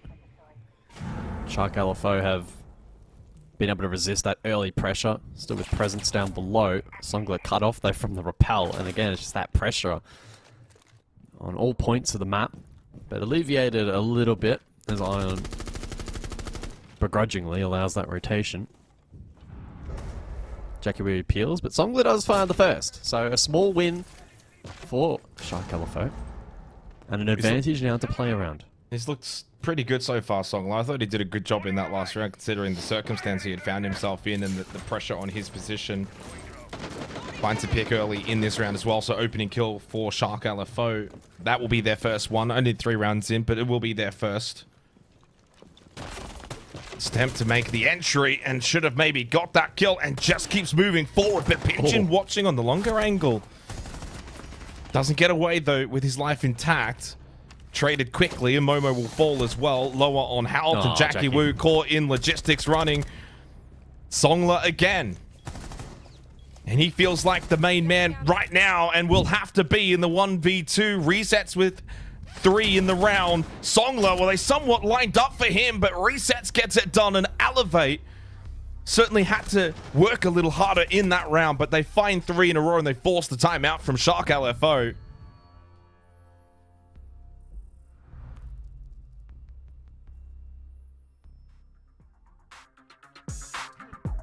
Yeah, I think it is a pretty deep confidence issue at the moment from Elevate. Even the way in which they're looking to try and hold some of these power positions, it just doesn't exude a ton of confidence. I mean, a really good example was the Jackie Wu play there. Just kind of felt like he panicked. Pinjin as well got pinned in bedroom after this really clean shot. Just, a couple of nothing fights on offer there, and Elevate, who running around absolutely beaming with confidence and not a care in the world, cleaning up with the clean mechanics that they have. Of course, being facilitated by some really good structure. They're keeping it compact and doing a really good job at just maintaining so much pressure on so many different points of the map, whether that be below objective on it, from the exterior, you know, sending a player deep and, you know, setting a really good tempo mid-round. It's been a lot for Shark LFO to handle. They've had a chat though, and the additional bands of Mirror and Capital now in play could bode well for them. I just don't really see at this point in time any world in which a comeback is reasonable, unfortunately. So coming out of the tactical timeout into also the bans that come through, Capital, Mirror, and Shark LFO respond. 3 players that have yet to find a kill in Jackie Wu, MC, and Momo. 3 kills for Songla. He's been good. Yeah, he now goes on to the Clash. Clash, to be fair, is not exactly just a, you know, shield-only op, and we've seen a lot of players actually get really aggressive on the Clash and put that down and find kills from it. But 1 shield on one team, 2 shields on the other, with the Blitz Blackbeard combination here for Elevate in this 4th round, heading their way towards basement. 10 seconds left. 5 seconds left before insertion. Jammer. Attackers are moving to defuse the bomb. I mentioned before, of course, just how dominant Elevate have been throughout this group stage so far with... so far, they've had a 7-1, 2, 3, and 4, along with their 8-6. So they haven't had a 7-0, and they haven't had a 7-5. Right now, I'd say we're more likely to have a 7-0 than the 7-5. If they're going for the bingo card of results, they're well on their way. I think Elevate are going to go direct blue here, try to completely ignore the room. Is Jackie Wu ready for this? Not in a bad position if they don't know that he's there. Yeah, and indeed, they did not know that he was there. Jackie Wu with a double shuts down both Ion and resets. They did lose Momo. And here comes Psycho to try and maybe clean up this Jackie Wu mess, but not expecting MC. The trap was laid, and it seems like the timeout, this strategy was clearly employed by Shark LFO. A set play that has got them into a winnable position and a lovely Nitrocell, and only Raps left in the 1v3. Forget that 7-0. It ain't happening. Not on Shark's watch. And that is always a good showcase of a timely timeout, clearly then setting up a game plan for the next round. Lovely little bait. You've got Jackie Wu aggressive secret, and then you've got MC holding top red, knowing full well Elevate's probably going to get someone to go in there through lounge. Gets the freest of free kills, but it all starts with Jackie Wu. And honestly, a little bit, I think in that moment, sloppiness from Elevate. Clearly just not droning out secret, yet going for the bum rush in to go for the blue hit like you mentioned, but not having the wherewithal in mind to go and get some information first.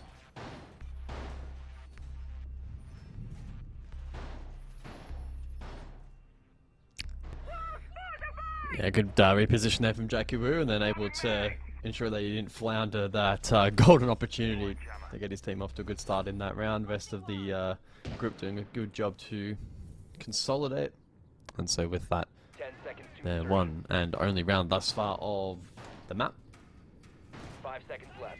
It does mean that the 7-5 is infinitely more likely than the 7-0 now in this matchup, but I would still rate its chances as very low here. Still anticipating Elevate to continue to run away with this one. Something like a 7-2, but maybe a 7-3 max is the most likely outcome from here. Just that one little blunder from Elevate. But again, the overall plan not the worst, but one oversight.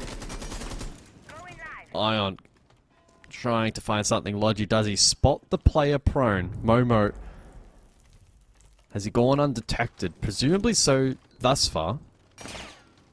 And if he isn't droned, he could be on for a play.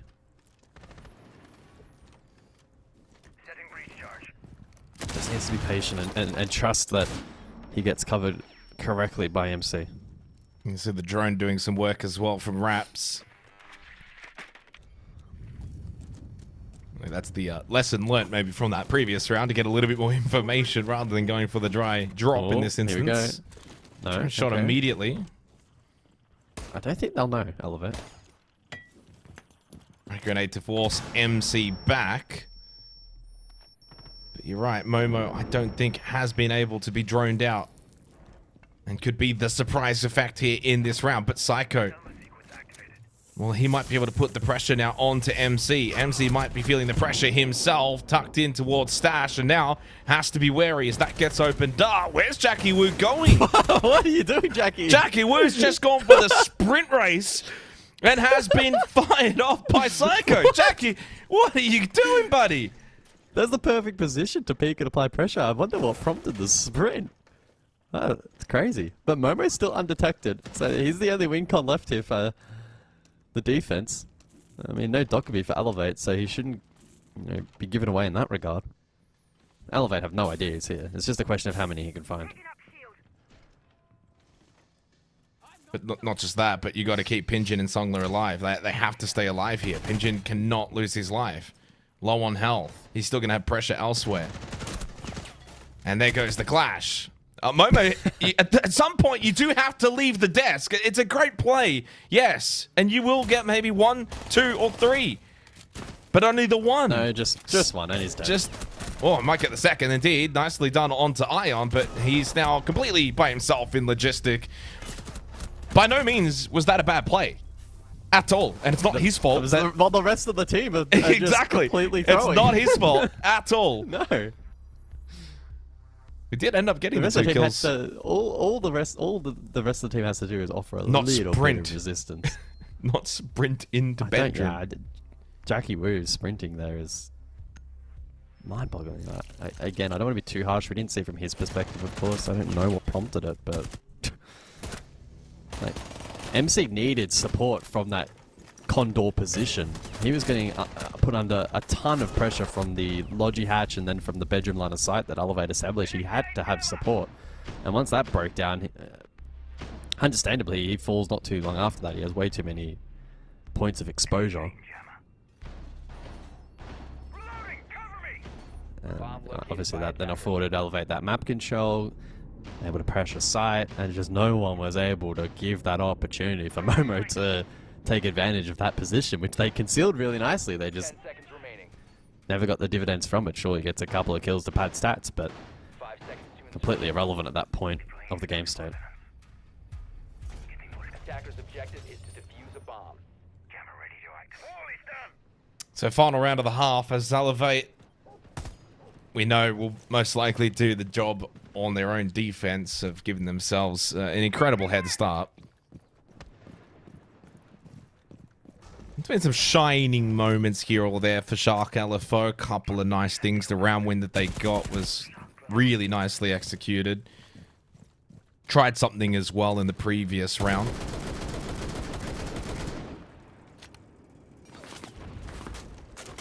But well and truly outclassed here in this matchup.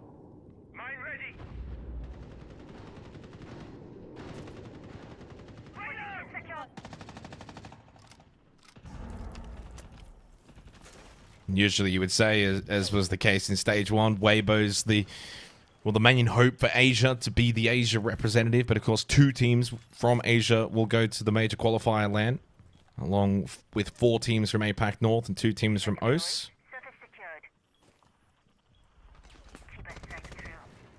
Don't get me started on the split. The fact that half of APN gets the qualifiers. That's a contentious one.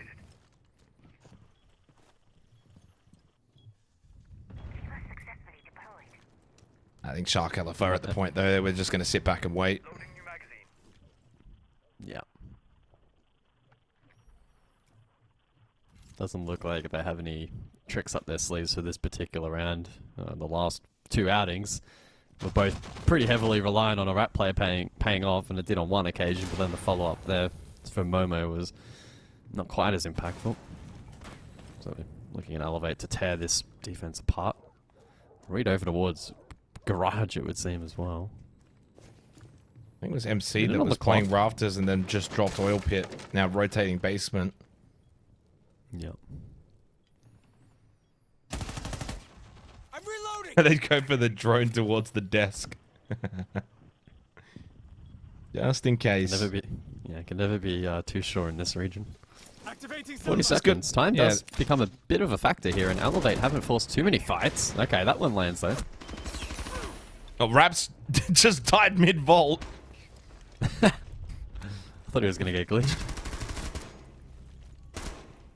Big pick up from MC. Started quite slow, but he's got himself up to 5 kills now. Resets, get through to Pinjin. They're just going to have to send it in now, though, with 15 seconds left. Elevate have really kind of left themselves with no time, quite literally. But because of that, you have to just kind of peek the doorway. And while Resets did lose his life, he got traded by his teammate. Step dies out to Songler, and Songler gets them both. That close to the half, though, is indicative of the fact that Elevate just left themselves no time in the round. To me, that's a round that's more on Elevate. Those kills, the way that they transpire, the way of Shark LFO, is because Elevate have to just kind of run in blindly. They have to just swing the doorway. They don't get to poke and prod and find the pick slowly through the balcony positions or the main breach towards Jacuzzi. You have to just kind of sprint in at that point and hope for the best. And it almost still came to fruition. Technically a 2v1, but when you've only got 6-7 seconds left remaining in the round, you don't have time to go for the plant. You don't know where Songler is. Songler then gets the double kill. Nicely done from him, and he's been good so far in this match. But I think that's more Elevate's own doing in that round. Yeah, highlights of that prior round. We only really saw the first major fight with just over 30 seconds to go. Not the end of the world, but the amount of ground they taken was pretty questionable. They had to collect a few as it late, and the trades were good, but they didn't have much time remaining and no info on that final player. BPC also still up bedroom, relaying counter info there for Songler to play around, who was, very clean with that multi at the end. So it gives them a glimmer of hope. Still, though, trailing by 2 rounds. And I expect Elevate defensively to be very tricky to break down.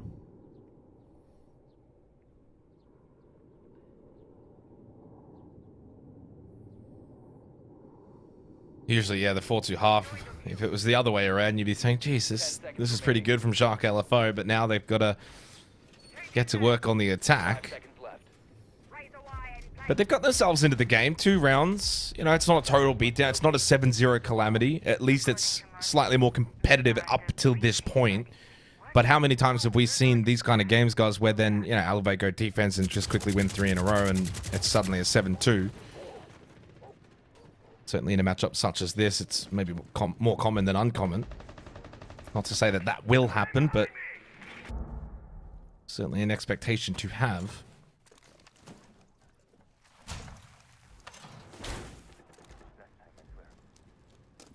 Interesting choice with the Blackbeard Thermite ban. Like, usually it's the combinational choices of multiple hard breaches or multiple shields to go for 1-for-1.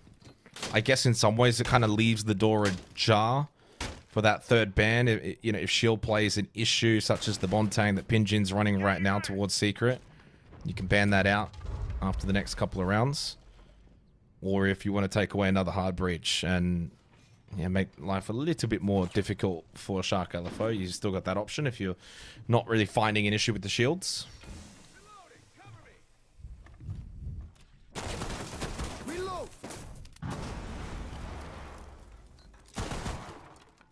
Big thing for Shark, though, is they could not do what we kind of just saw in that previous round, especially on Church Arsenal.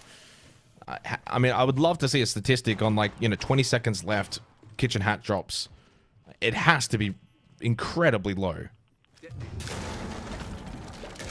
Big Nitro early, Pinjin able to just weather that. Stamp looks to aggress and find that early kill, but it doesn't quite land, and that's one less Nitro then for that planter now. Resets now with the only one remaining. LFO now confirming vert, opening remaining hatches, and we'll be in a position rather soon here to start contemplating a hatch drop if that's what they want to go for. They could also contemplate a triple wall hit. Ash wall as well is exposed. Blue cleared, and I think that's been relayed.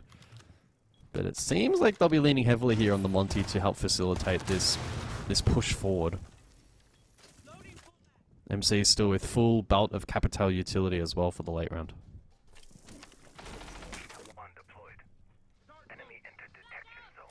Yeah, but it's that close to 20-second mark, isn't it? Psycho taken very low on the clash. He'll have to be a little bit more deeper now over towards dirt. And Pigeon should be able to get this plant down, but where do you go from here? Even on the Monty, just caught immediately. In some ways, you just almost allow them to get that plant. It's one less gun up. Pigeon's not really going to get covered from that position. If you're going to have any kind of cover from up above, it's going to be more directly below. 2v5, still, it's a post plant.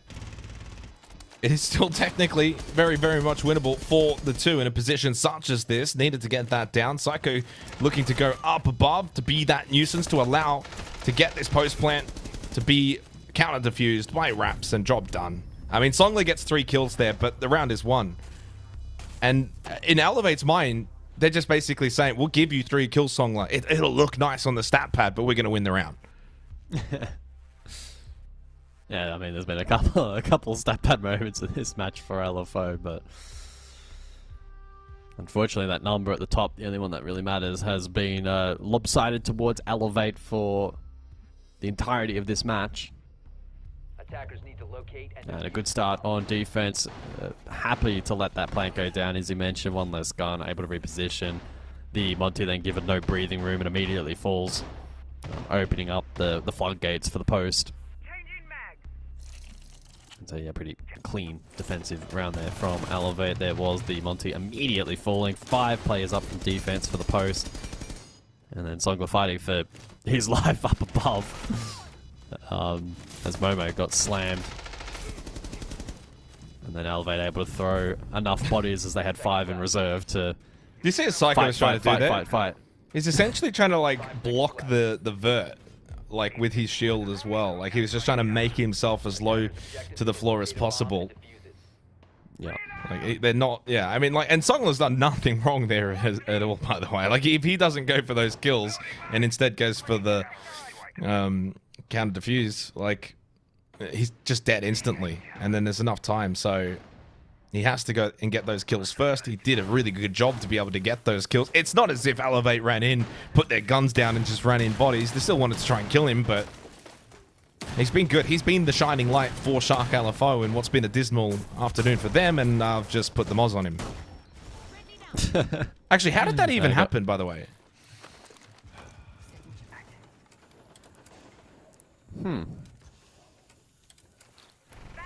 Must have been a long line of sight. Most likely. It would have been a battle from top red, I imagine.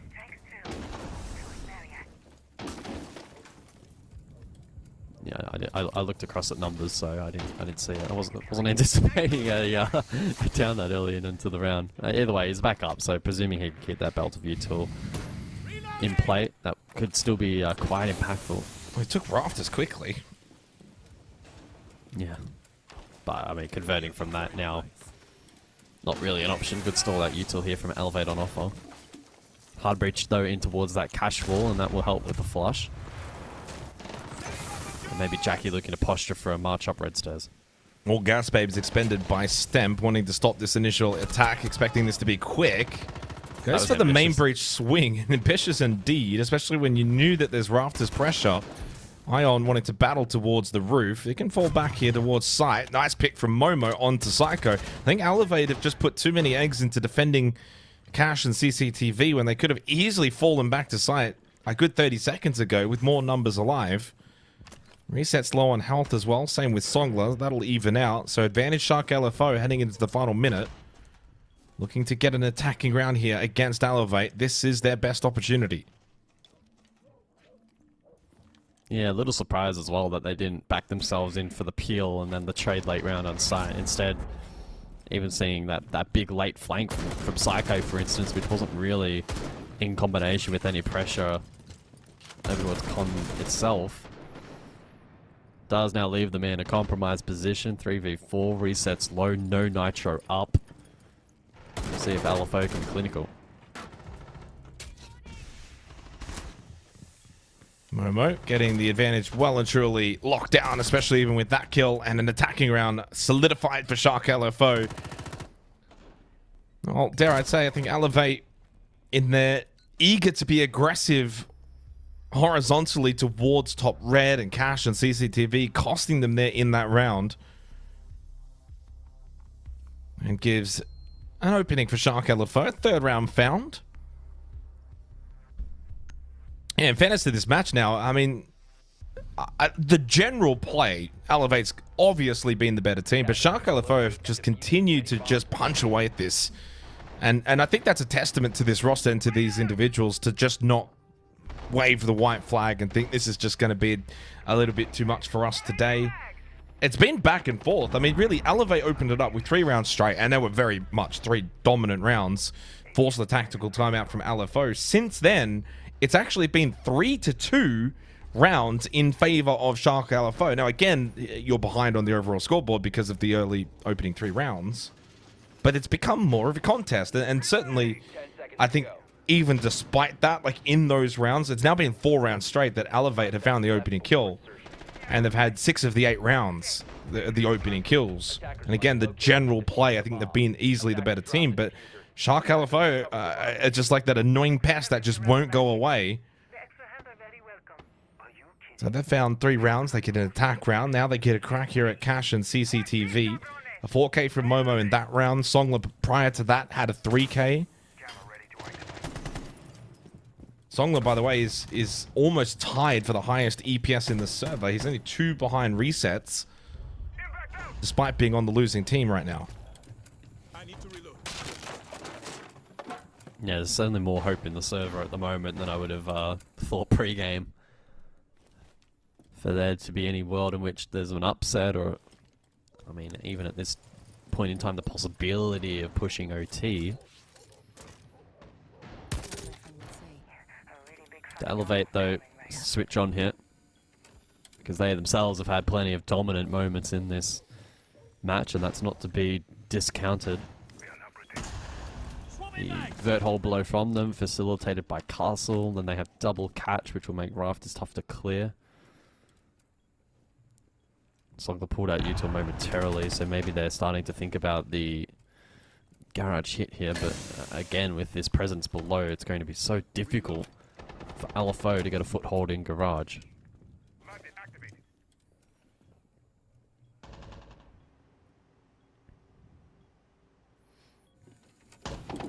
I think Elevate will also be sensing right now that this is not going to be one of those days where their opponent is just going to roll over. They know full well that they're in a bit of a fight.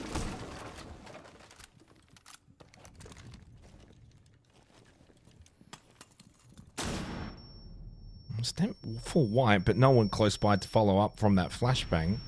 So it doesn't really amount to anything. Oh, double from Raps with a Nitrocell on both Jackie Wu and Pinjin. Iron will fall to Momo. The Glaz getting to work towards Rafters. They did lose MC, though, at the exact same time as the 2 kills were found from Momo. But it was technically a double opening kill from Raps.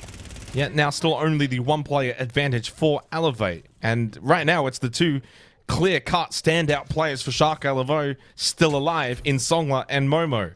With 30 seconds left in a 2v3, Songler was not ready for Psycho in that position towards Secret and leaves Momo with a lot to do. Runs through the fire, through the breach, picks up the kit, and a lovely shot onto Raps. That is a beautiful kill, but just outnumbered, and in the end, match point has now been acquired for Elevate. But they've had to work for it.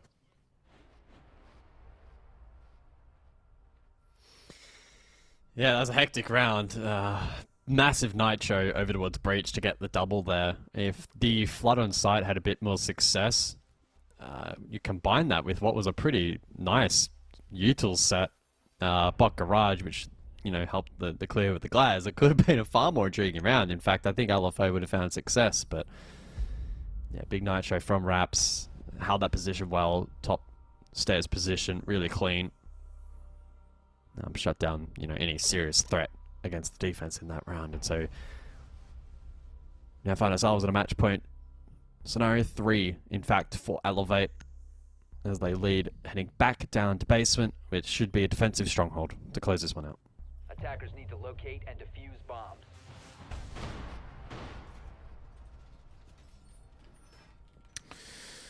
So 6-3, Shark LFO have certainly not lost any fans from this performance. Game's not done just yet either. They play Fury tomorrow. And I don't know if a win's going to be super vital. This is the tricky part, right? Soul's Heart play Waybo tonight. And they play Arrival 7 tomorrow. So imagine a world in which Soul's Heart can get above the 7-point margin of Shark LFO.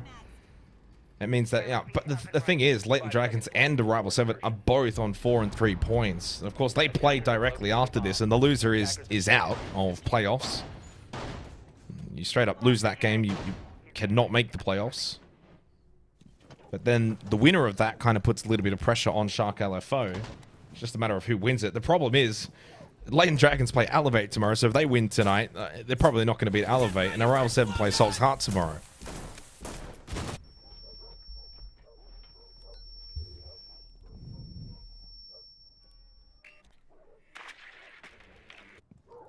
But if Latent Dragons can win and close the round differential gap, although I guess it will go head-to-head first, maybe makes that irrelevant. Although, actually, no, sorry, it doesn't, because Shark LFO beat Soul's Heart, so they do actually have that tiebreaker.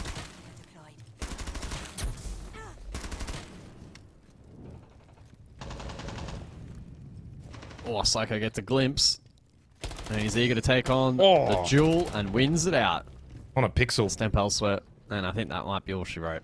Yeah, I mean, double shield is nice, but when you've got no one playing behind the shields, it's not going to really amount to anything. And all she wrote, indeed, flawless from Elevate to close it out 7-3.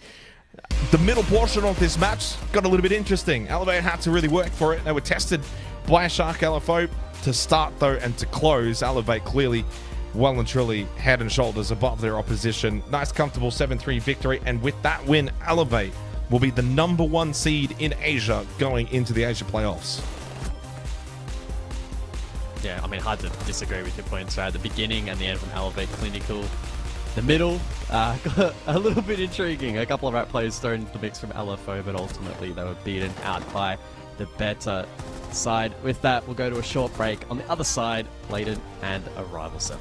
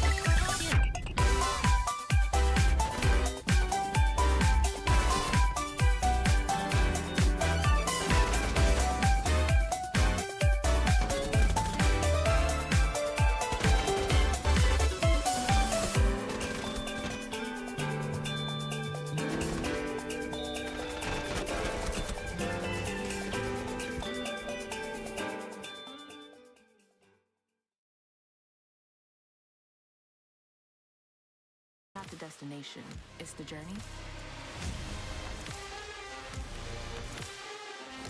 And the journey of 1,000 miles begins with a single step. And you know what? They're right.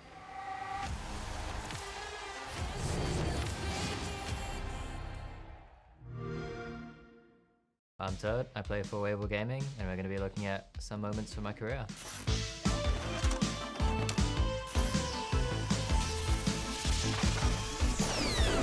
Sharpen their shivs as they go for the plant. On the 3-on-3, Aspie needs to win this fight because elsewhere Turdster is all alone. The diffuser is down on the ground.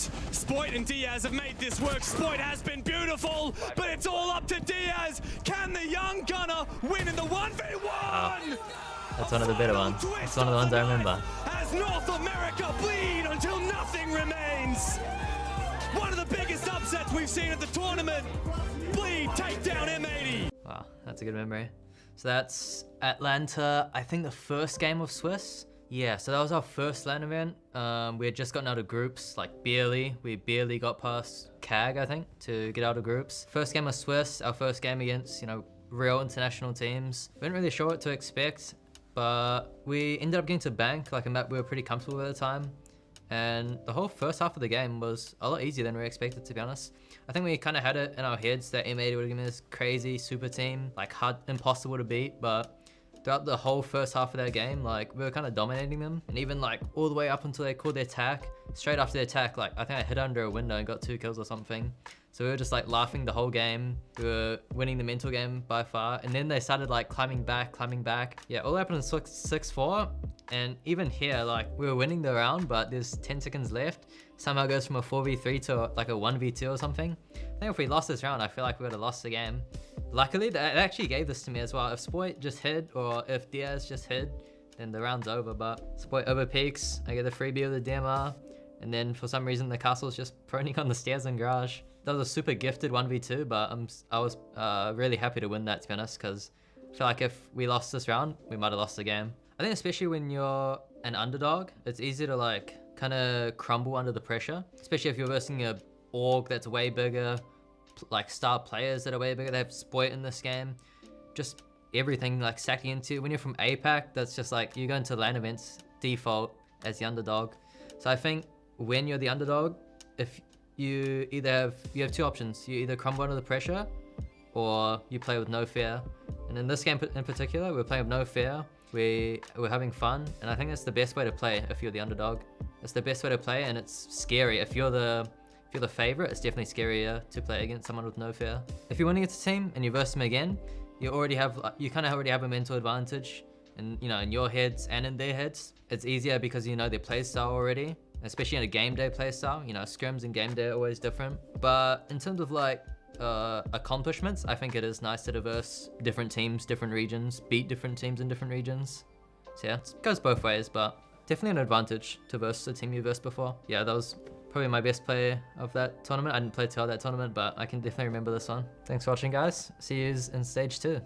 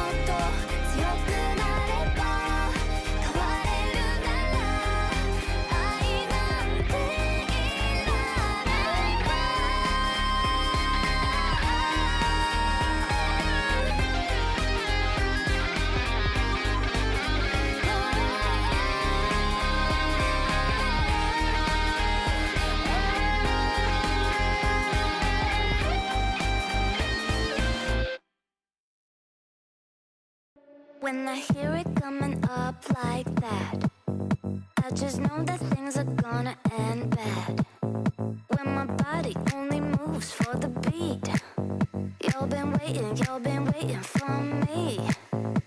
I'll just keep dropping it, like there's no stopping it. Then walk with it, la la la la la. I'll just keep dropping it, like there's no stopping it. Then walk with it, la la la la la. I'll just keep dropping it, like there's no stopping it. Then walk with it, la la la la la. I'll just keep dropping it, like there's no stopping it. So Elevate showing us and showcasing to us a bit of the top end of Asia. We go towards the bottom end, though, for this game, guys, for what is essentially an elimination game. This is a pre-playoffs match between two teams that are hoping to scrape in tomorrow, but they have to get a win today. You lose this game, you're not making playoffs. It's as simple as that. It's a cutthroat match coming up, Arrival 7 and Latent Dragons. Yeah, I mean, both teams, unfortunately, have had a bit of a rough going of things here in Stage 2, which, to be fair, it was kind of expected, but as you're kind of alluding to, right, a loss here, pretty much, it's line through their name for making playoffs and any hope of, going on a run here for this particular stage. So, a big matchup, and on paper, it should actually be quite a competitive one as well. Yeah, hopefully it will be a competitive one, because sometimes with these bottom end games, I have to say it, considering they are the two teams in the bottom two, it can get a little bit messy at times. But the competitiveness needs to be there at least to make it entertaining. For Latent Dragons, it's been, well, it's hard to say. Can't say it's obviously been a good stage so far. They've had some moments here or there. Most certainly the win against Daystar, which was an upset. I wasn't expecting them to be able to go and get that particular result, and yeah, that's kind of at least put them into this position where, they've got an opportunity, plus also pushing Soul's Heart to overtime. So when you kind of look at those two games, 7-5 loss to LFO, their -9 round differential kind of does speak volumes, because they've only been smashed once, which was against Waybo 7-1. The other results, 7-5, 8-7, 7-5 win, and 7-5 loss. So they've been really competitive, but they've just not been able to kind of pinch a win here or there against the likes of Fury, for example, or even Shark LFO. Those are the two matchups where you think if you're going to make playoffs and do it comfortably, you got to pinch one of those despite their win against Daystar. And the bad news is they play Elevate tomorrow, which is certainly not going to be one where you can probably pinch a result. If Latent do win this, they go to 7 points. And they will be on a slightly better round differential than Shark LFO. But obviously, as I said before in the last game, Shark LFO do have the head-to-head. So I think that's going to be the separating factor. It means that they will need 3 points here and then have to get the 1 point probably against Elevate tomorrow. For Arrival 7, their path looks actually slightly clearer. You win this game, you go to 6 points, and guess what? You play Soul's Heart tomorrow. And provided Soul's Heart do lose to Waybo in the game after this, both of those two teams would be on 6 points. So we've kind of got one pre-finals game here. But if Arrival 7 can win this, they'll have another pre-playoffs game tomorrow against Soul's Heart, and that simply would be win and you're in. So they've got a really good opportunity tonight to put themselves in that position. Yeah, unfortunately for them, though, the numbers don't really speak too fondly for them. Their attack win rate in particular has been especially poor. It's at 29.6 at the moment, so attack has been a real concern for them. Their defensive win rate's pretty comparable to Latent, so in that regard, should be a little bit more even based on what we have seen this particular stage. But attack's going to be the big difference maker for them.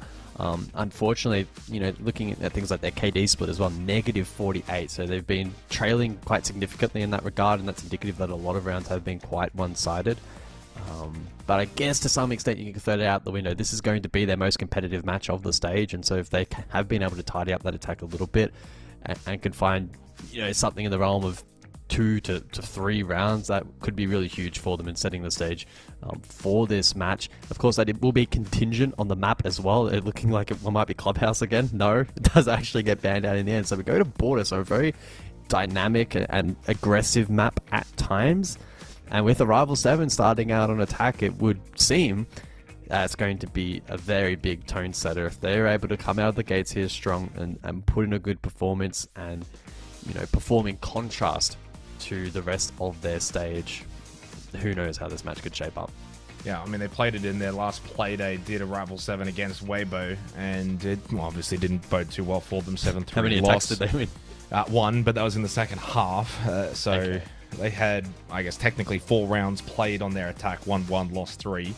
It was 2 defensive rounds that they were able to get against Waybo, but we haven't seen Latent Dragon Esports play this particular map so far through the group stage, so maybe a little bit less unknown for them. So if anything, I mean, if you're a Rival 7, you just played Waybo in this map, you can, I say just 3 days ago, but you can take a little bit away from that. Good VOD review, good learnings, lessons, etc. Plus the comfortability of having just played it. Obviously never a case that it's not like Latent are coming into this being like, what's this map? What is border? But you've got the recency bias. You start on the attack where you can set the tone nice and early. It's not often you can win map vetoes, I think, in best of ones. This is probably as close as you can maybe get it. I think this is really, really solid for them. The only strange part of all of this is that Latent Dragons did technically select this map by not opting to go to Skyscraper. Now, will that come back to bite them? We'll find out soon. Yeah, I mean, it's a tough one, right? I actually don't hate that decision all too much. If you're playing against a team that really struggles on attack, then going to Skyscraper is probably there'll be a negligible impact. That social prediction's crazy though. 89% in favor of Latent. I think that's probably a little bit unfair. It's the same prediction scoreline that was in the previous game, essentially. It was a 90-10 split in favor of Elevate. I don't think there's that big a gulf between the two teams. I will say, I think Latent Dragons come into the game as the favored team, the larger body of work that they've been able to put together this group stage. Like, they haven't been smashed. If you take out the Waybo game, all the other games for Latent Dragons have been really, really competitive. They got a -6 round differential from that one game alone. So if you were to kind of take that game out, I know you really can't do that, but everyone plays these games, but if you were to take that game out, there'd be -3 round differential, 1 win, 1 overtime loss, 2 regular losses, and those being 7-5s. So it as I said, for a team in the bottom 2, they have been competitive and should go into this game rightfully as favorites. I just don't know about 90-10% split favorites. Well, the bans play out, and yeah, very unconventional, at least if they were to be transposed onto other maps. But for Border specifically, they don't stand out as being, too crazy. Castle's Army for defense, and on the attacking side, the Glaz and the Ying. The attacking operators especially so powerful on multiple objectives, especially for direct hits. And then even defensively, that's just going to break down some of the barriers that can be established for more of the extended holds. And in fact, that's actually going to make a lot of positions on defense really precarious to play. So yeah, you take away some of the direct attacking tools, but at the same time you also take away some of the roaming and extensive defensive tools. So we'll see how that clashes and how this plays out. It's going to be probably one of the more messier games of Siege for the stage here in Asia, but again, with the stakes being so significant, it should still be an entertaining one.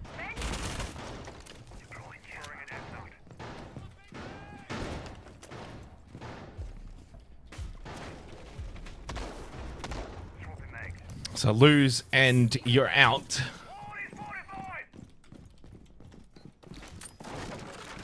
Well, they do have to be a little bit careful with that, because technically I think there is a world in which if Latent Dragons lose this but then win tomorrow, I think there are still mathematical pathways, but the mathematical pathways are probably null and void when they're taking on Elevate. Certainly would be 100% lose and you're out if you are a Rival 7. Big Brother's coming in for Overwatch. EED scan from Peeps nice and early into the round. KCB does actually get tagged by that in security. 1-for-1 trade. And straight into the site goes Pio, looking for a quick plant. A Rival 7 raised the tempo to start in the opening round, but Latent Dragons are well set up to deal with it. So that's kicked down in sight. No Pio, no Grim. Now down a player. Up to Roldini, Labyrinth, and Peeps to try and bring this round back for a Rival 7. Otherwise, it's a good start for Latent Dragons.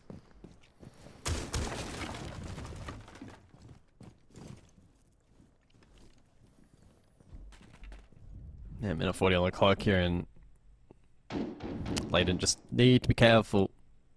Do not bleed picks through the mid-round here.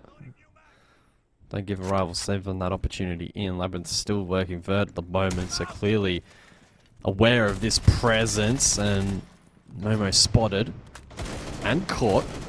To be fair, he was under the pump. 3 versus 3 in a fight elsewhere in through office. Laying down fire as Peeps with the DMR, unable to net that kill. Maldini with more utility available, and 60 seconds still here for the attack.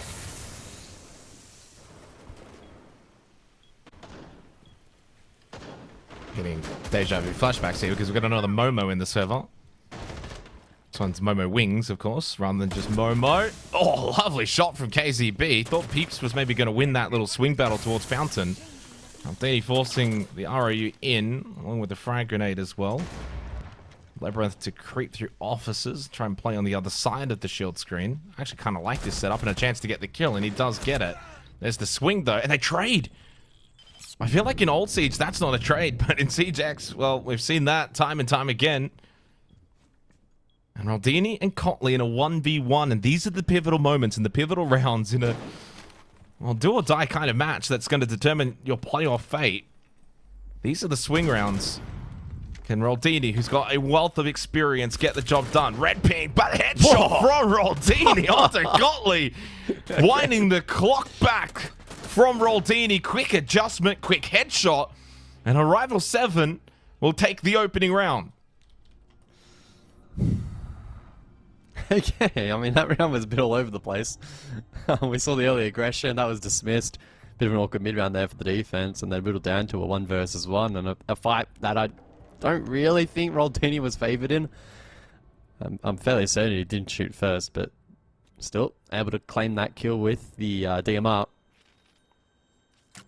Attackers need to locate. Setting the tone for a bit of a messy affair between the two, but hopefully a close matchup.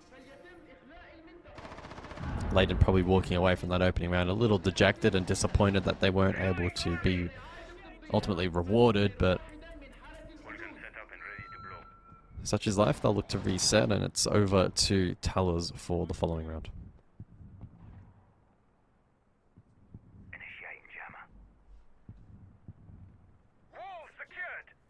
I think Latent Dragons will be disappointed to lose that round after squashing the early aggression from Arrival 7. Attackers must locate and defuse a bomb. For those watching, of course, Waybo and Soul's Heart will be the final game for tonight after this one. A decent amount on the line there, because, I mean, Soul's Heart, if they lose that game, and in this one, if Arrival 7 win it, they find themselves in a do-or-die game tomorrow. A win and you're in, and lose and you're out scenario for a team that I think we've come accustomed to seeing make deep playoff runs in this region. To think if they don't even make playoffs, what even happens to that roster? Of course, Arrival 7 need to win to create that scenario. Although technically, a Latent Dragons win would temporarily put Soul's Heart in the bottom 2. Peeps with a pick onto Gundam. So opening kill goes the way of Arrival 7. And K3 losing the battle against PO. And PO, even with the WoW, I'm not sure if he's marveling at his own work or more at the nature of K3 going for the peek at the window. Probably the peek at the window.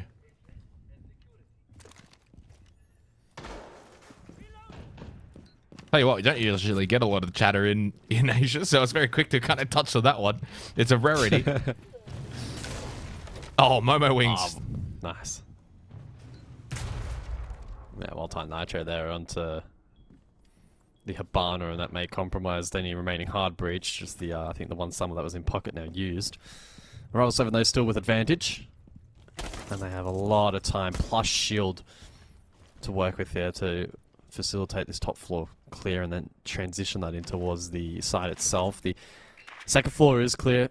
That will be confirmed in a moment's time with that drone/Monty combo. And there's a couple of different options available here for the attacking execute. You can either just straight drop bathroom, could rotate bot square and manipulate that.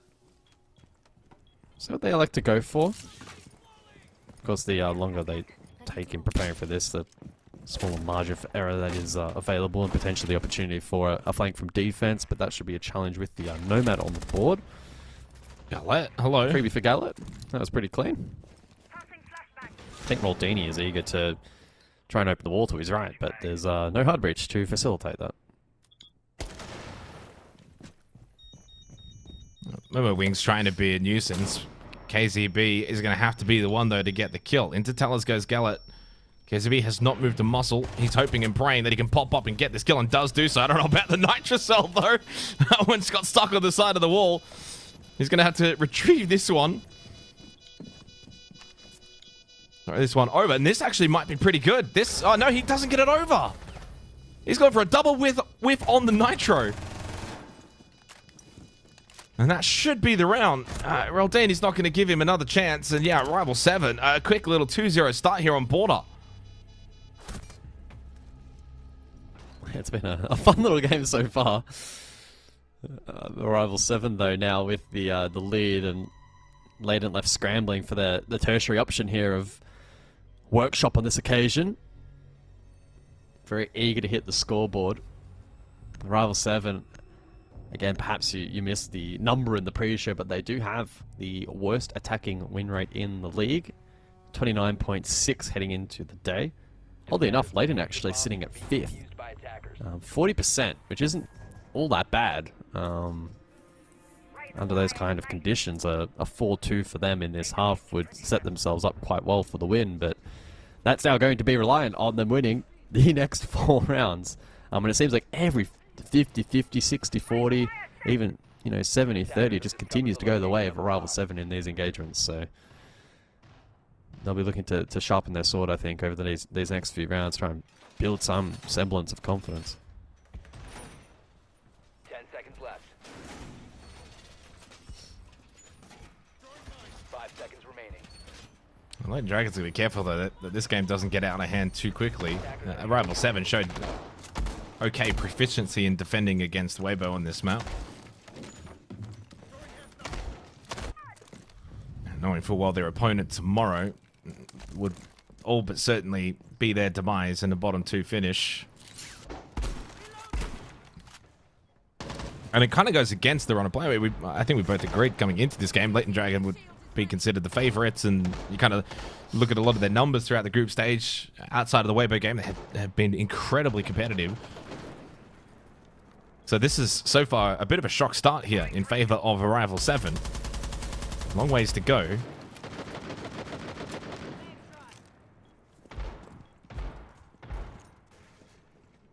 I'll tell you what, though, Rival 7 have looked pretty composed in a lot of their rounds. On a map like Border, I think sometimes, especially the teams towards the bottom end of the standings, can look a little bit scrappy, but they've got some clinical attacks here. Oh yeah, this is alright. This is pretty good from left. He knows there's one in the corner. He knows there's one in there. Oh. But where is he? He's got to be tucked in hard left, and it's an easy clear. 3 in the round for Labyrinth. But the second time that the plant will be denied from going down. First it was Gallet, then it was Pio. Momo Wings has been trying his best. But a 1v3, and he hits the headshot. Okay. Oh, indeed. It gets spicy now in the 3rd round. Red ping information. Has to just keep following this along until there's a spot where it opens up for him, and that was maybe the spot, trying to get the timing. Roldini has been able to acquire the diffuser kit. And they've just both got away from this spot, though, for now. Maybe the red ping's warding them off from that position, knowing Momo Wings playing from above. They have a minute, and to be fair for Peeps and Roldini, they didn't look like they panicked. Assessed the situation, push over to Workshop, get the plant down. Now they force Momo Wings to have to drop down. Yeah, Momo doesn't quite hear it. The smoke did bloom, but didn't really watch that position. It's going to have to go down main. Yeah, I mean, with Hatch still up. It's possible, but he'll likely need to break across. Oh, didn't quite get to that point. Peeps finds the kill, and another round to the attack. Yeah, good shot.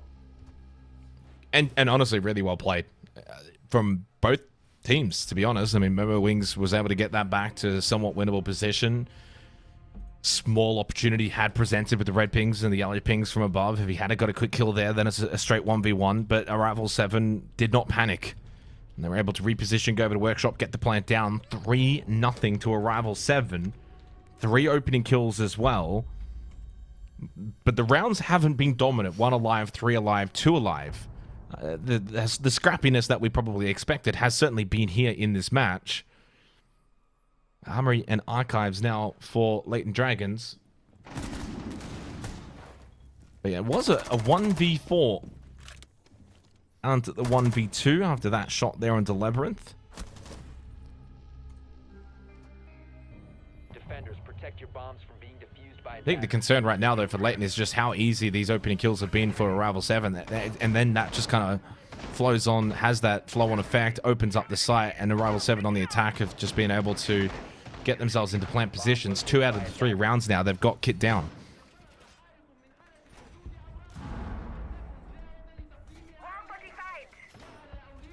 And in the opening round, they tried to attempt it at the 2-minute mark. So that's the concern for me, is that, you know, sometimes on border, a lot of the rounds can be won and lost at the entry positions, out in the balcony, through doorways, windows, places like security, top waiting. But it's been largely site-centric so far in this half. Attacker's objective is to defuse a bomb. All set. Bench deployed. Securing the perimeter.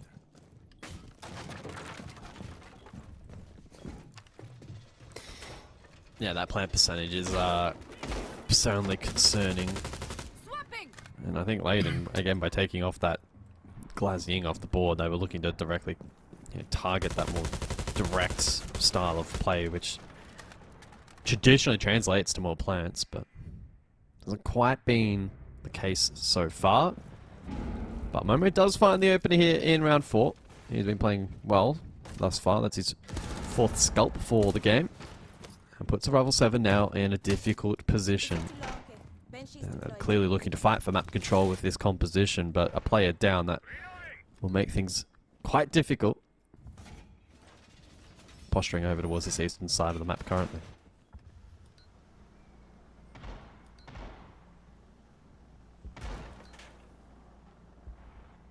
So how do Arrival 7 now play it? Down a player, down a man, no longer having that early advantage.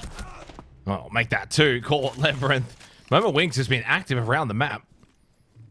And by no means has he been sitting still. And K3 also to compound the advantage and lives up to his name, as it's now a 3-player advantage for Latent Dragons. And looks as if they're finally going to get themselves on the board here in this match. And a do-or-die game for these 2 teams. Finally, the Dragons have awoken. And this actually now may end up being the most dominant round of the 4 played.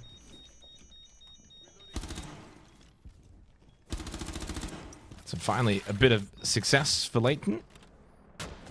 Now it's not done. The previous round of 1v4 got spicy. 2v5 is always capable. But only 60 seconds left, and Roldini just struggling to actually get in to the building. He's playing a Blackbeard. PO creeps through officers. Needed to probably get one there. Wanted to maybe bait one out from Archives. And in the end, K3 said, yeah, I'll come get you. And he does. Now on the verge of flawless for Latent Dragons.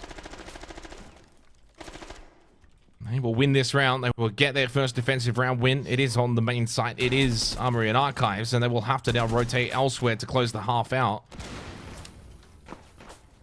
You take it, considering the way that the start of this game has been going so far.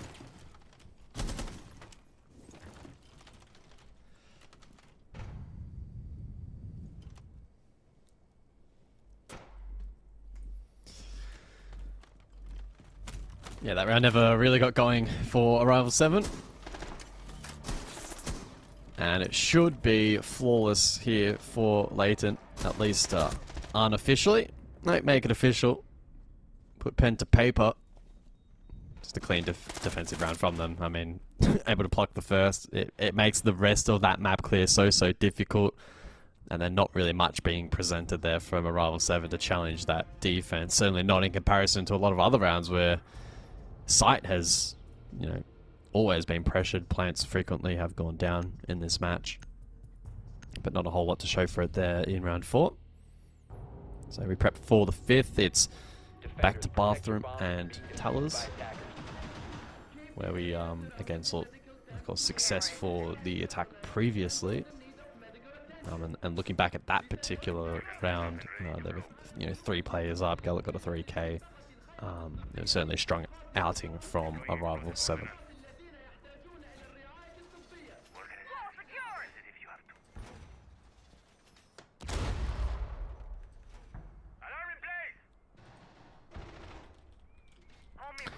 Two rounds to go in the half.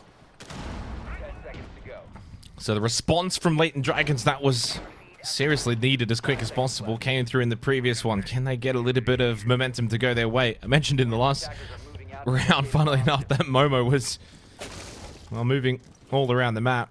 You can certainly do a bit more of that on the Oryx. Oh, hello.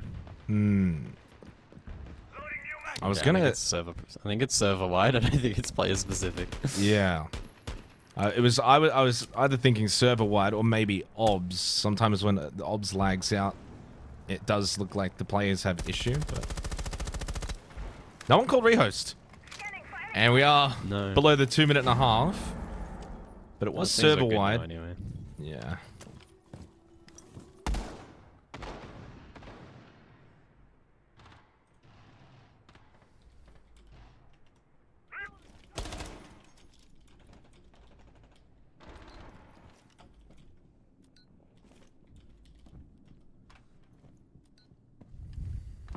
So 2 minutes then on the clock. Mirror in play here for Latent Dragons to work around, but the range hard breach offers good counterplay here for the attack.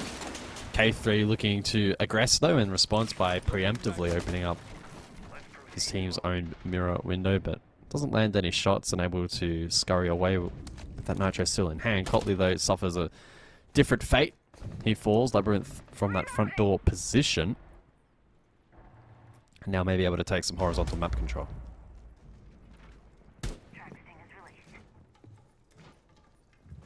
Back with that opening kill advantage.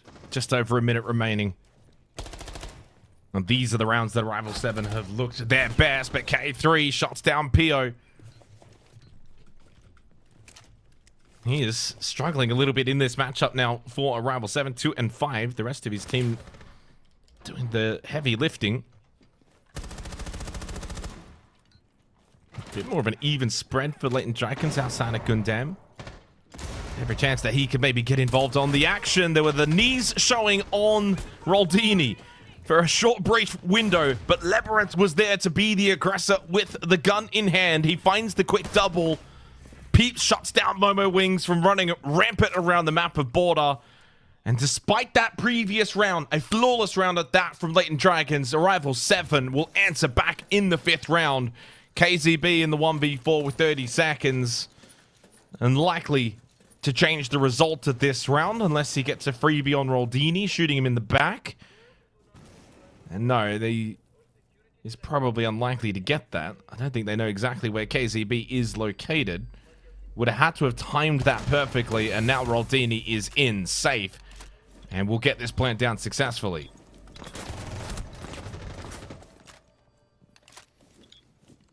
Well, the plant's confirmed, and it's going to take a miracle from here for this round to be flipped. So Arrival 7 will be a 4-1 lead barring that miracle. And I'm not going to get all that excited until it gets down to probably a 1v1 against the Montang. It's been a really good attacking half from them, capped off with that final kill of the round.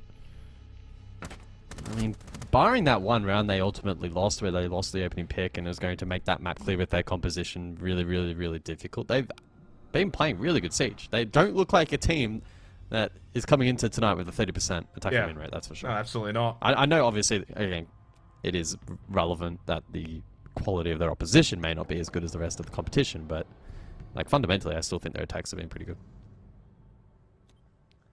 I mean, I don't think this game has certainly been a surprise so far.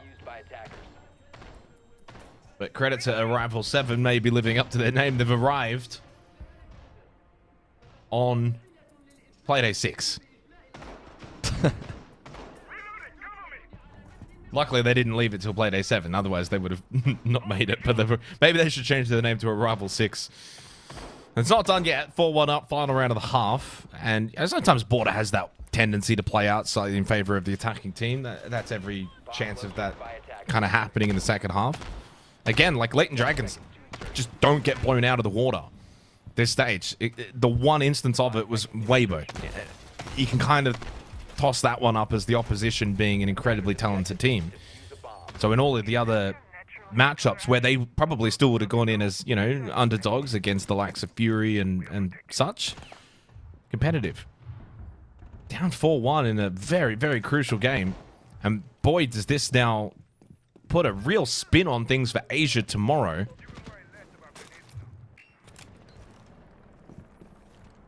But if they can find a second defensive round, they go into the attack in the second half, they can kind of get themselves back into this. So a big final round of this half. Roldini once again on the Montang.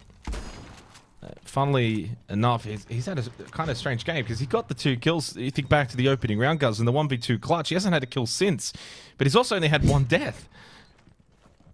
Yeah, he's been really rock solid on the Monty in this particular half, playing it 3 out of the 6 rounds. And then outside of that, like Blackbeard, Ray Aura, Sense. Latent, though, to strike first here in the final round of the half. And Arrival 7, historically, have, you know, shown that it's very difficult to come back from this particular scenario. Again, with this composition, it's kind of rough. Probably going to be relying on Roldini to take some map control, find some info here. Pio as well here on the lurk has to find value. And he might be able to. Oh no, he made sound. Oh, it doesn't matter. Gets the kill.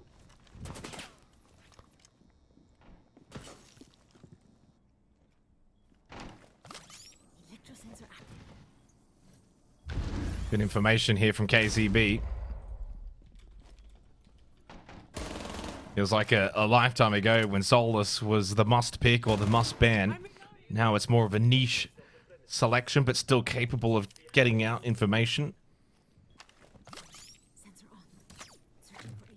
He's going to go for it.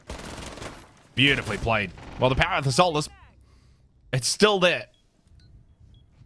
You have to play off it yourself. Yeah, that's nicely done by KZB and gives Latent Dragons a really nice little advantage here into the final 40 seconds. And without Labyrinth, who's been the main source of firepower for Arrival 7, they certainly find themselves on the back foot now in this round. Cotley shuts down Gallet, Peeps will fall, and Latent Dragons will find that second defensive round. Roldini will also likely find that second death. Unless he goes stand in a corner or back his way out of the building. No, he goes for the pistol fight. He doesn't care about stats. 4-2 half. Could be an attacker-sided border. We shall see as we swap sides. But so far, it's been a solid contest between these two teams fighting for playoff survival.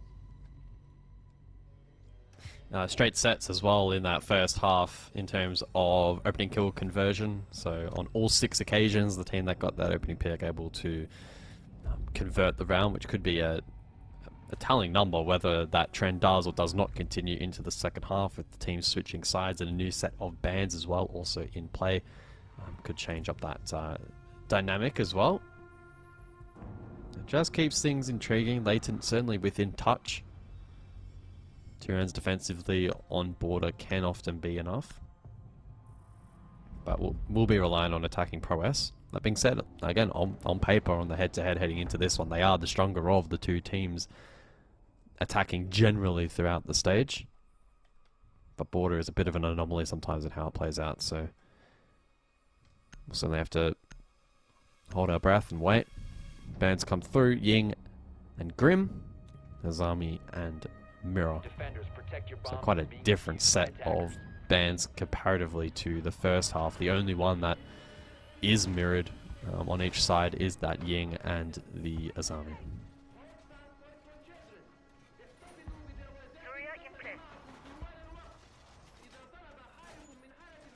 So what's Latent Dragons now got on their own attack to open up these sites and put some pressure back onto Arrival 7? Labyrinth will go onto the Clash. Slight change up for Gundam, dropping the Ash for the Nomad.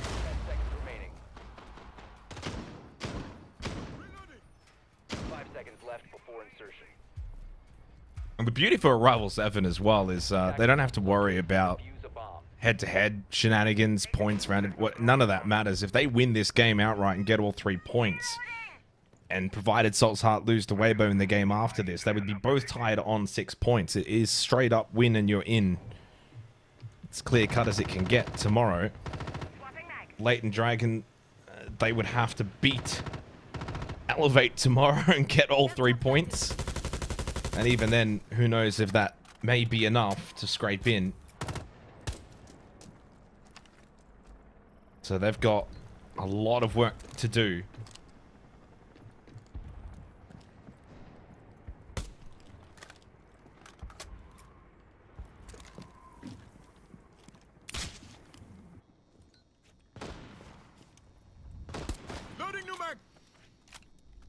A bit of an intriguing hold here defensively. Double stack security. Appear to play the more traditional pillar position, which is pretty popular at the moment. But then Peeps as well with this long line of sight. He's able to contest top east. And that balcony position to support this hold. I don't mind this. It's quite awkward for Latent on the attack to try and break this down. Pressure 90 as well. That's from the clash. And yeah, you can see the attacks are coming to just so many different angles established here by defense and by posturing the arena in this position, who does have the magnified scope. It can be quite valuable, but has eventually been taken down. So certainly not the worst trade here by the attack.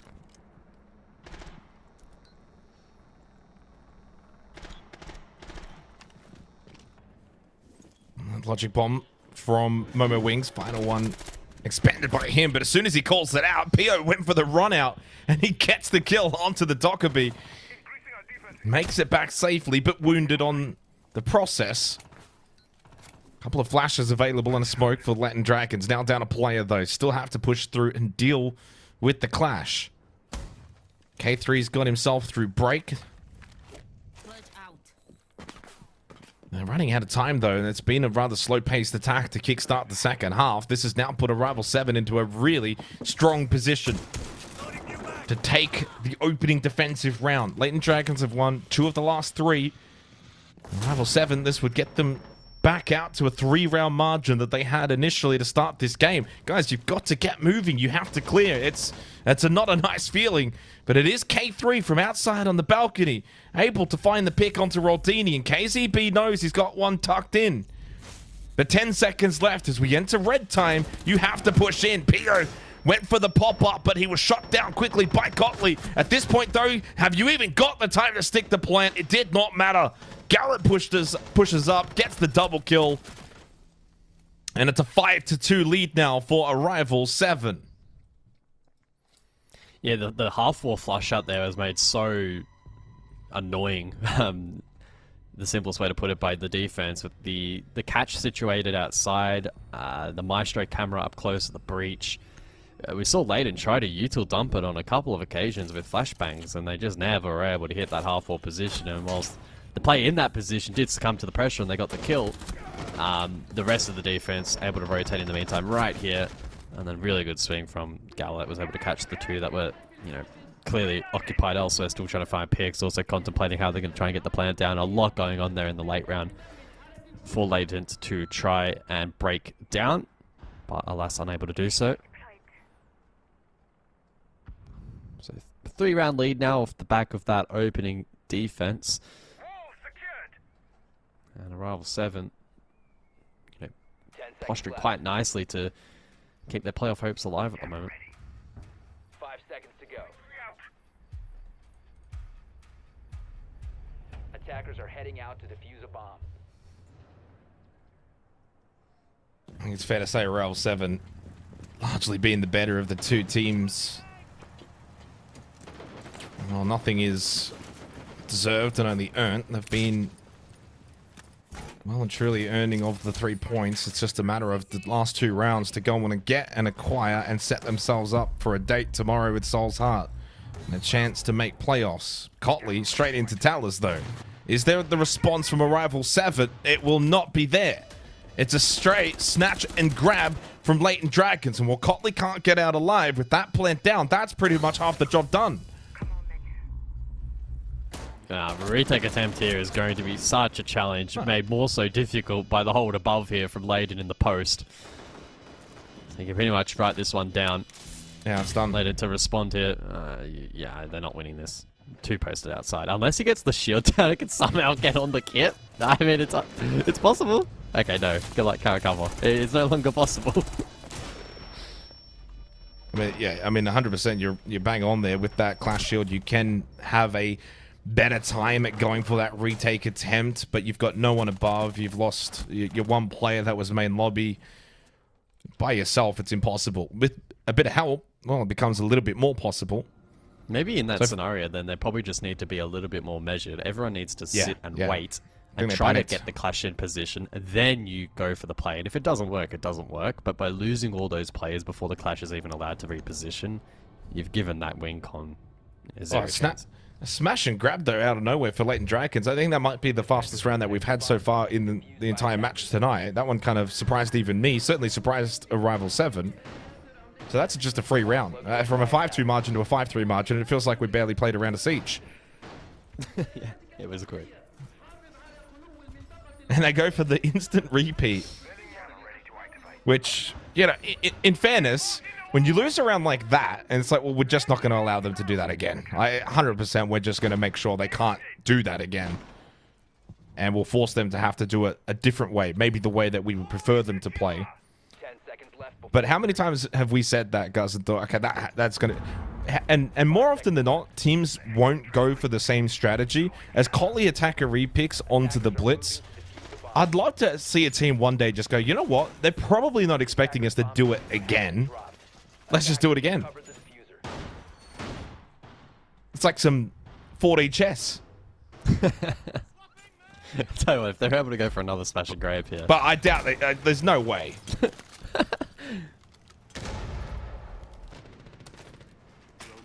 Yeah, I mean, they're definitely posturing for the map clear based on spawn positions.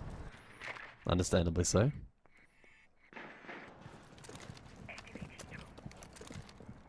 They could go for something pretty snappy horizontally, though. The end execution might look the same, but clearly, as we're ticking further into this round, it's not going to be the same smash and grab. Although I say that, Conley's actually going for the longer rotate through customs with the kit, so they're not going to go for the window play from the get-go, logic bomb. They might still go with decent pacing, though. They're hitting this pretty quickly, but almost too quickly. In fact, incredibly quickly. They cleared nothing. It's like they just literally were like, we're going to the site, we don't care where they are, we're just going to go there. And then they've just all died to all the different angles that they never bothered to clear or check. Yeah, this has been a game of Siege. Yeah, it feels like it has gotten a little scrappier in the second half already. KZ being out 1v4 round essentially over, and with that it should be an incoming match point for Arrival 7, and by extension an opportunity to potentially still make playoffs on the cards. An unusual set of circumstances given the pre-match data. Expected perhaps a little bit more here from Latent on attack, but it hasn't quite clicked. A pretty bold decision from Arrival 7 to reattempt the side after the smash and grab, but they have been able to force a different playstyle in this round, one that has suited them, and they have been rewarded. The map clear, not good enough from Latent, and the round officially going the way of Arrival 7. Yeah, it's a little bit perplexing to me that you can execute the round that they did so quickly, so precisely, just one round prior, and then you just throw all of that precision out the window and go for... I don't know what they were trying to do, because it's not as if there's 20 seconds left on the clock. That's the kind of playstyle that you bring in around when there's like 10-15 seconds left, and you don't really have many other options but to just go for broke, send it. We don't have time to clear the angles and play precision Siege. Yeah, perplexing to me, to be honest, that round. And it does mean Latent Dragons can no longer get all 3 points, which that's going to really set them back and gives Arrival 7 now 3 opportunities to get all 3 points. And it would put them equal with Soul's Heart, which I still can't wrap my head around that, considering the players on that roster. Yeah. And we're talking about last play day. players that have been to the Major and SI and it's long-standing veterans within this region potentially not making playoffs, and yeah, that's crazy. And the thing is, Arrival 7 are going to go into tomorrow now with their tails up. They're going to have the momentum. It's gonna be a hell of a game. And I mean, like, we're talking ahead of time. Obviously, Soul's Heart will play Waybo after this game, and who knows, maybe there's a world in which they could beat Waybo. They could beat Waybo. Well, it wouldn't matter for Soul's Heart. For Arrival 7, then they could win as well. They'd go to 9 points, and then that would knock down a team like Shark LFO, for instance. I tell you what, Asia is heating up now because of this result in terms of the bottom two. That's for sure. Yeah. Unless you're Latent Dragons, in which now it's pretty much a certainty. Yeah. Certainly not a comfortable position for Soul's Heart and LFO, that's for sure. It's not a free ride to playoffs by any stretch. Still though, they'll need to finish the job here, and in a clinical fashion, or close to clinical. All 3 points will be important. So they need to dismiss any threat of overtime in this matchup.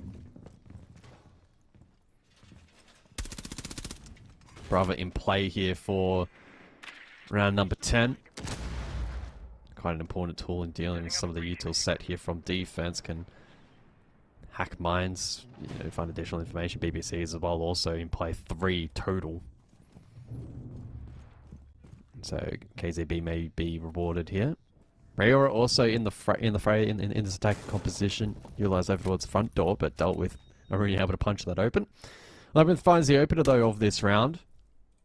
And every single round, Jake, every single round in this match, the opening kill is being converted. So I am almost willing to bet all $3 that I own, that Arrival 7 are winning this match. Right here. Well, gamble responsibly. No, don't gamble. Only channel points. 2v2. Because this could happen. Oh no. And like KZB goes down to Pio in what was a close one. Cotley now in the 1v2. I wonder, is there a world in which they could potentially get Peeps back up? That would make it very unlikely. You can see the blood trail that's been left behind. They are going for the pickup. It got scrappy, but Peeps gets back up and gets the kill. We get to see it in the replay as well. Look at that, ready to go. And it's Arrival 7 that get to 7 rounds, and they get all 3 points. And will now all but certainly get an opportunity tomorrow against Soul's Heart to make playoffs, and they condemn Latent Dragons to elimination from playoffs. Barring some weird mathematical circumstances, it should be all but certain. Job done for Arrival 7. Sets up a huge game tomorrow, and a taster to that is the final game of the night coming up very shortly. Waybo versus Soul's Heart suddenly becomes a very big game for Soul's Heart.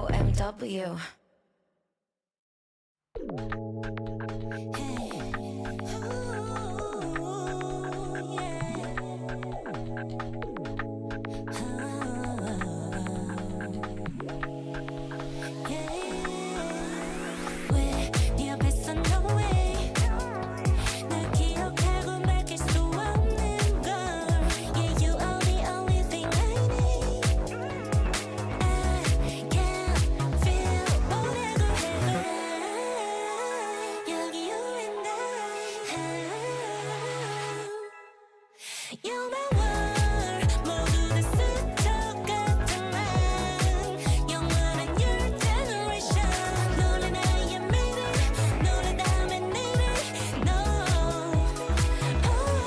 It's your generation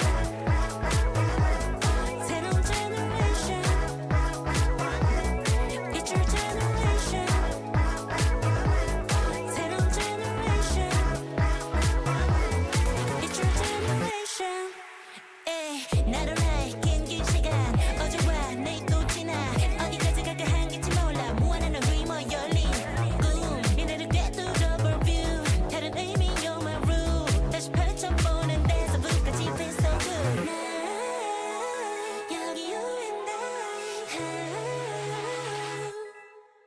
You're my world 모두 다 스쳐갔던 난 영원한 your generation 노래 나의 미래 노래다면 내래 No It's your generation 새로운 generation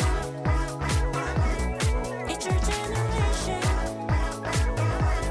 새로운 generation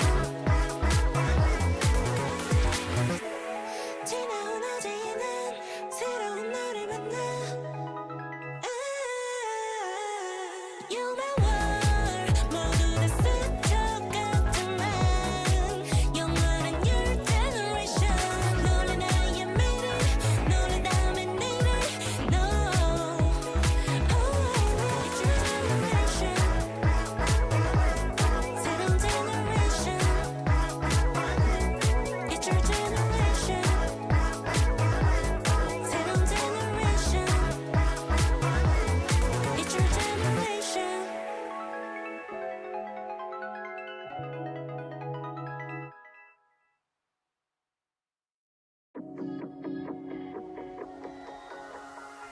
I had a feeling, why am I not surprised? Shattered the ceiling, the glass in my eyes. I'm turning gold, why you so cold to me? Some of the words get harder to find. Swallow my feelings, they don't sit quite right. I'm like, what's the point? You disappoint me. Only showing up when it's convenient. Why is no one here to save me? Moving pieces across the board like it's a game. Oh, what a way to frame me. I know I shouldn't care, but I'm over being you. And maybe it's all in my head, guess it's time for something new. I'm not even famous, but all you blaming on some lame excuse. And maybe it's all in my head, guess it's time for something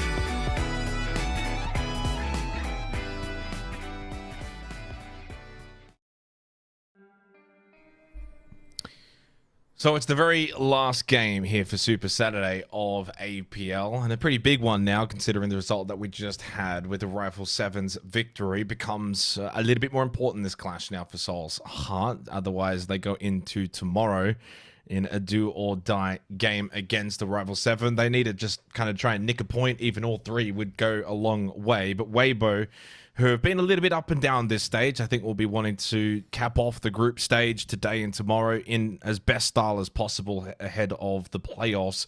Imagine they will be difficult to beat if they play to their very best.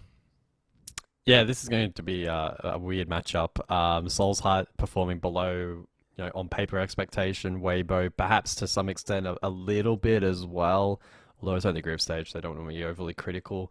But the, stakes on this matchup, we can't really forge, right? Like, this is a very important game, especially for Soul's Heart. They're under a bit of pressure at the moment just to even make top 6, which is a story in itself. Okay, Soul's Heart, which, yeah, it's been an up and down kind of stage. They've had good moments. They've had some bad moments as well. -5 round differential, just the 2 wins, 1 in regulation as well, might I add. But then they had the game against Elevate, the only team to actually force Elevate into overtime. They couldn't go all the way. It was an 8-6 loss on Clubhouse, but they were very competitive. They got the 7-5 victory over Fury a couple of days ago off the back of that, so maybe finding some of their better form as we're getting closer towards the end of the stage. But they really let themselves down early on. They kick-started the group stage with 2 losses in a row, Daystar and then Shark LFO, beating them outright in the opening 2 playdays. Then it was only the 2 points against Latent Dragons, which, as we now know, are in the bottom 2. That was an 8-7 victory on Consulate back on playday 3. So really the first 3 playdays, it didn't set Soul's Heart up for a good group stage, and so hence why they now find themselves in this position where you're going into a Waybo game, needing points. You don't get points here, and suddenly it's a cutthroat straight up elimination game tomorrow against the Rival 7, which I still imagine they would go in as favorites for that particular game. But to be even in that position is probably not where these guys would have thought they would be here for stage 2. I9's had a tremendous stage. The other 4, though, all below 95 EPS, so not even close to that 100 mark. Mark has, well, 29 and 48 kind of probably speaks to the full tale of the tape. And the fact that you got 57, 59, 57, 51 cost, and then you've got I9 at 70%. He's done a lot of the heavy lifting. So in a game against Waybo, for me, it's I9 or bust if Soul's Heart are to pull off something tonight. Yeah, looking across sets, Waybo then, who, as a team, looking far more well-rounded. Speakeasy's filled into a bit more of a supportive role as of late, hence his numbers, but the rest of the team has been doing well. Reaps is probably been a little bit below standard, but that's of course an incredibly high standard. Like, we're talking the expectation to be the best or top 3 in the league. He currently sits at 11th. In fact, it's Arpe at the moment, top performing on the team, 3rd in the league, which is a little bit unusual. I don't know how much of that may be in relation to any shifts on roles on specific maps, etc. I know they are the kind of team dynamic who will, just play whatever is kind of needed on whatever specific map, and so maybe that's just aligned nicely for him. Looking at his operators, he's been a little bit more supportive, so he's doing some really good work in the back line. Rest of the team chugging along nicely. I don't think they would have been too shaken by that loss against Elevate, but certainly something that they'll be keeping in the back of their mind. I'm going forward. Fury, sorry. I don't think they'll be too shaken by that, nor the Elevate loss at that. But yeah, you're going to jump into this one. Cafe, the map. I feel like I haven't casted the Cafe in about 3 centuries. So for the, the rare occasion, I'm going to say I'm actually looking forward to this map. Eager to see how it plays out. Bit of a lopsided social prediction, but I think pretty justified given these 2 teams and where they're at. Well, I did a 25-minute Cafe this morning as Enterprise ran rampant in a 7-0 victory over TSG. It's the first time Cafe is actually going to be played this group stage for Asia. It's now left, actually, Skyscraper as the only map to have not been played in the Asia sub-region of APL going into tomorrow. We'll see if Skyscraper can get chosen tomorrow. Otherwise, it'll be on a donut heading into playoffs. But yeah, Cafe for the first time. Because, firstly, I was looking through and saying, I don't think we've seen Cafe that much this stage of Asia. And I was going through Waybo and Soul's Heart, map history, and then just kind of should have done this in the first place, but checked to see if Cafe had even been played, of which it has not. So no information, of course, on this map for either of the two teams this stage, let alone any of the teams in Asia. Soul's Heart will begin on defense. I don't know really then if that... Is that a positive for a team like Soul's Heart? You know, you're starting defense cafe, which traditionally is kind of where you want to be.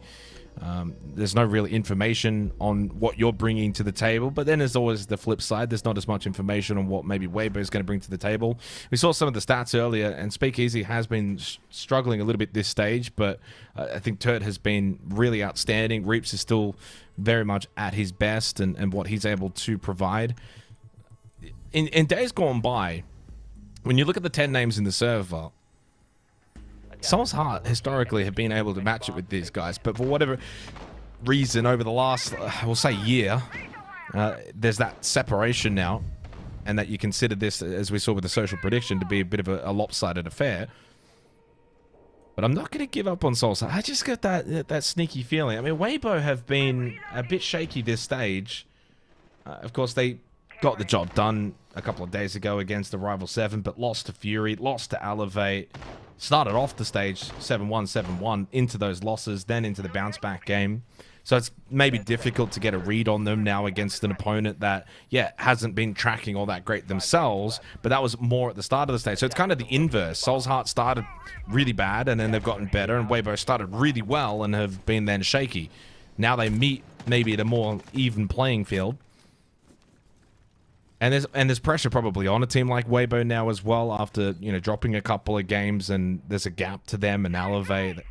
These are the Stage 1 Asia champions. They represented Asia over at EWC, did a fantastic job. I think there's a bit of pride, though, in this roster to try and bounce back and reestablish themselves as the top team in the region. That has to start now.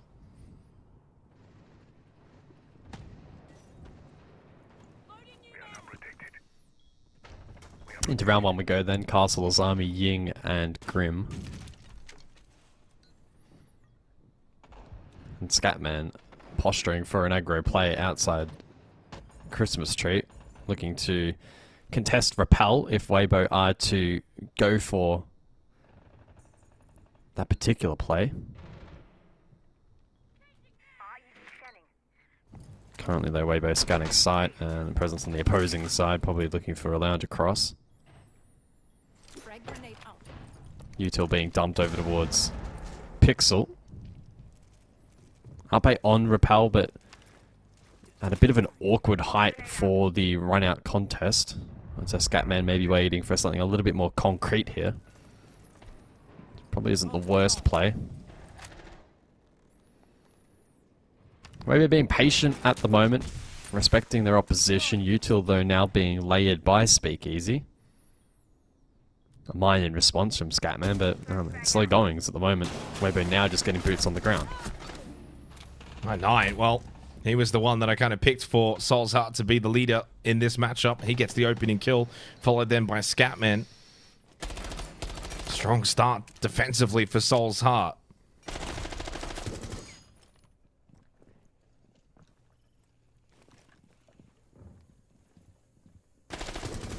An opportunity there for Turd. Oh, little love tap. Headshot. Okay. Oh, and he hits that one onto TCH as well. He is low for his efforts, but it's a 3v3 now with 40 seconds due to the double kill from Turd. He's had a tremendous stage. Reaps does what Reaps usually does. And despite the opening 2 kills for Soul's Heart, it's now Waybo that suddenly have the early advantage here in round 1. So I9 and Mr. Punch, a duo that I feel like we've called for quite a while now. Reaps has been able to make his way back in through washrooms. Turd has found a third. It's all down to I9, and Speakeasy gets involved in on the action. Despite the double kill start for Soul's Heart, Waybo amount to the challenge. And it all started with Turd. Yeah, Waybo bullying their opposition out of the server a little bit in that particular round. Soul's Heart got off to a great start. I mean, Hoven got caught in no man's land and the run out was successful, but then Turd was able to hold the line from washrooms. 2 massive kills. Scatman was prevented from having impact. And then those on site were immediately under pressure on the follow-up. So a good salvage there from Waybo in that round. Really kick-started there by Turd, who's had a pretty decent stage, currently rated 9th in Asia, so it's been very respectable, positive entry as well.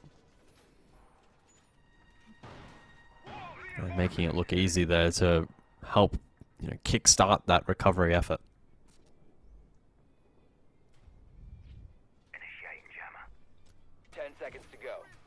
I think the difference, like, you know, in that kind of round, Soul's Heart against probably every other team besides Waybo and Elevate in this region, you probably go on and win that round.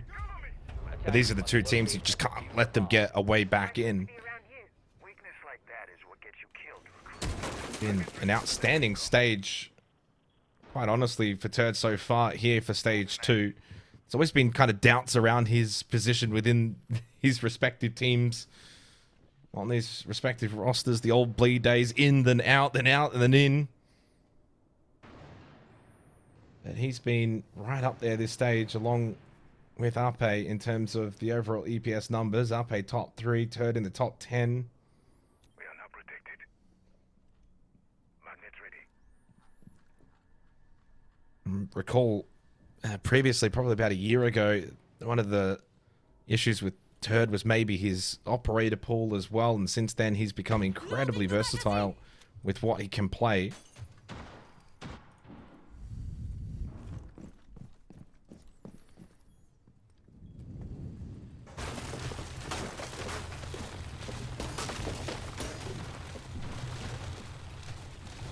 Pressure early on then already in this round as we eclipse 1 minute in.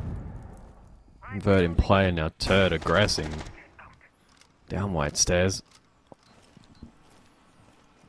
He's on that Deimos. We'll be looking for potential death marks to isolate this defense and start to split it. Reaps as well on Vert. And grenades can get to work on that utility placed on site. A little bit in terms of the stall potential with the Goyo. The cones as well from Ella. The sense here from Waybo indicative that they will look to open up the rear hatch and drop down for a coffee plant. Early Nitro, I believe, shot out, so yeah, good reaction there from Waybo. Minute on the clock.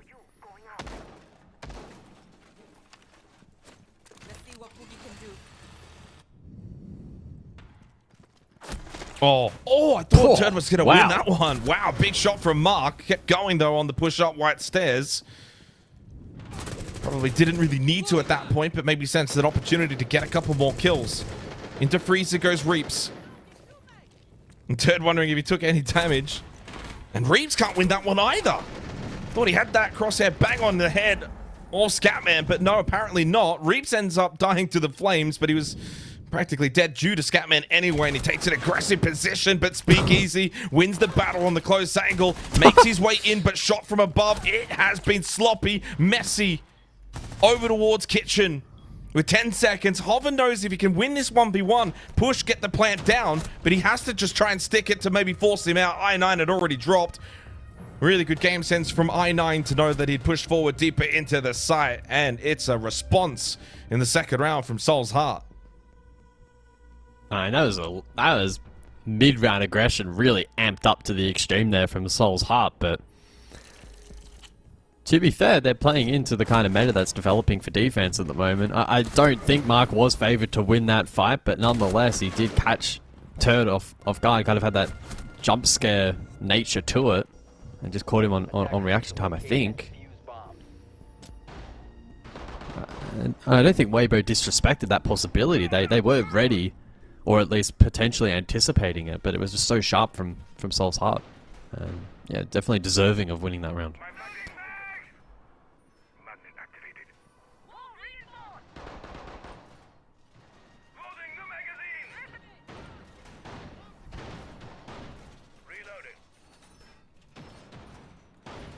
This has all the hallmarks of maybe a classic between two teams and certainly 10 players inside of the server that have gone to battle time and time again in this region for what feels like quite a few years now.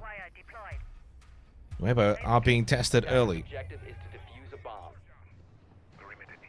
And Soul's Heart know as well. I mean, they're playing for their playoff survival. You lose this game and well, then you have to go into a do or die tomorrow.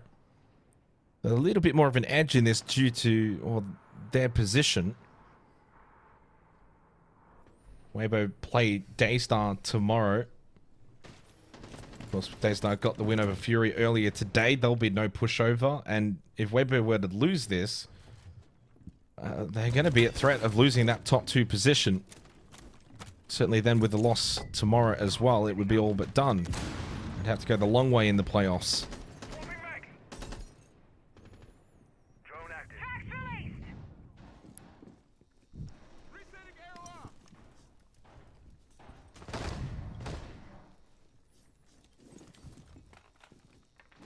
So pressure again on the cocktail rappel here from Waybo.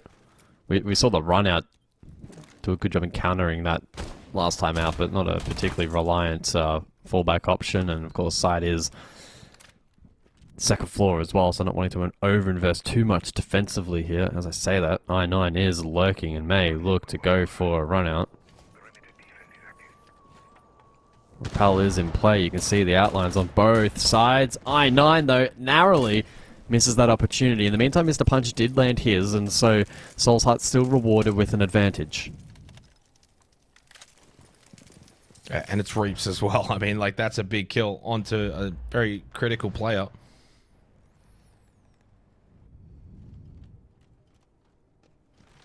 It just feels like the pacing from Waypo's been quite slow. I mean, that's usually a symptom of the map in Cafe. But from what I got to see earlier this morning, over in the Oast League, you can play this map fast. But it depends on your opposition. Oven low, RP low. Yeah, so is Mr. Punch, but it's the attackers that might just not feel as comfortable pushing forward. Mark Sharp with the DMR. I9 gets rid of RP, who has had no impact in this game at all so far for the 3rd best rated player through the group stage. Flawless from Soul's Heart, and concerns now early for Waybo. Yeah, I'm finding it difficult to gauge how much of this is just defensive threat versus how switched on is Soul's Heart. At the moment, they do kind of just have this sharpness about them at the moment. I mean, shout out to Cthulhu on the obs. He's doing a really good job capturing a lot of these gunfights where on many occasions so far it's felt like Waybo have had a slight advantage, or they've been close to 50-50 duels and Soul's Heart fight out. I mean, in contrast, we saw that opening round, right, where Soul's Heart got the advantage. Toad comes through, finds a couple of crazy shots, and then flips it back. Outside of that, on so many occasions, Soul's Heart are outgunning their opposition. They're looking so sharp inside of the server, and for a team that has maybe begun to garner a reputation, maybe, or a label of being washed, maybe. I don't know if that's a little bit harsh, but maybe getting close to that kind of label. At least in the early phases of this matchup, they're playing anything but that.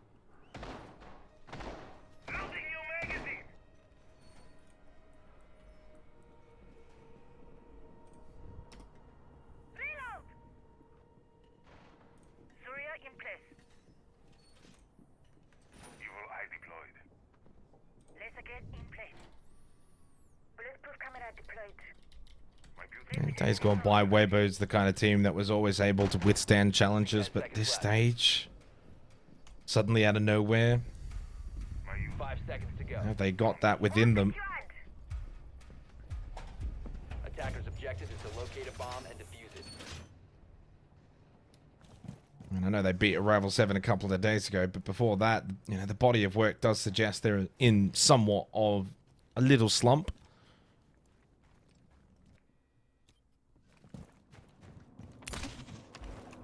It's just the pacing for me that just feels off.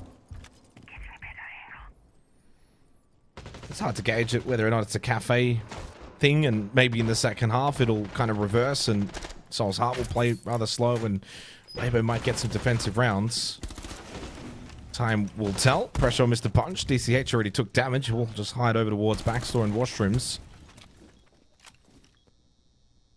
Did say before the game, I9 was going to be, you know, the real threat for Soul's Heart. And the fact that he's 5-1 and getting to kind of do whatever he wants right now on defense is proving to be a deciding factor.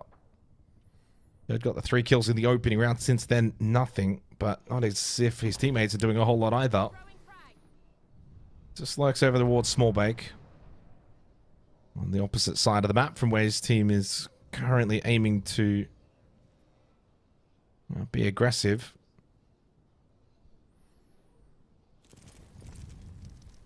They're spending a lot of time trying to get Cocktail cleared. And to be fair, they've been able to now get that done by getting the kill onto Mark. Missed the punch on the angle, finds the kill onto Ape, who is really struggling in this game. He has had an amazing stage so far. Great player. But in this match, he's had no impact. Scatman needs to be mindful of this lurk below. Turd contemplates the push up. No fight as of yet. Mr. Punch falls elsewhere. Sol's hard on the back foot in round 4. Waybo doing a better job in dismantling defense, particularly off the back of utility. Scatman will be caught here. Yeah, this will be round over. Assuming Turd doesn't throw this. Highly doubt he will. Oh, I saw the shots come across, I think, from balcony, but I think that was towards Scatman and not Turd. But it maybe panicked me a little bit because it got Scatman's attention for a moment, and he did begin to turn. That is round over, though, off the back of that.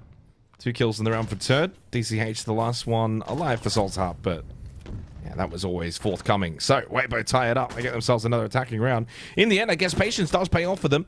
A large amount of time spent on the rappel, putting pressure towards Cocktail. They were able to clear, get a couple of kills, and then Turd was the one kind of working in and inside and around the map.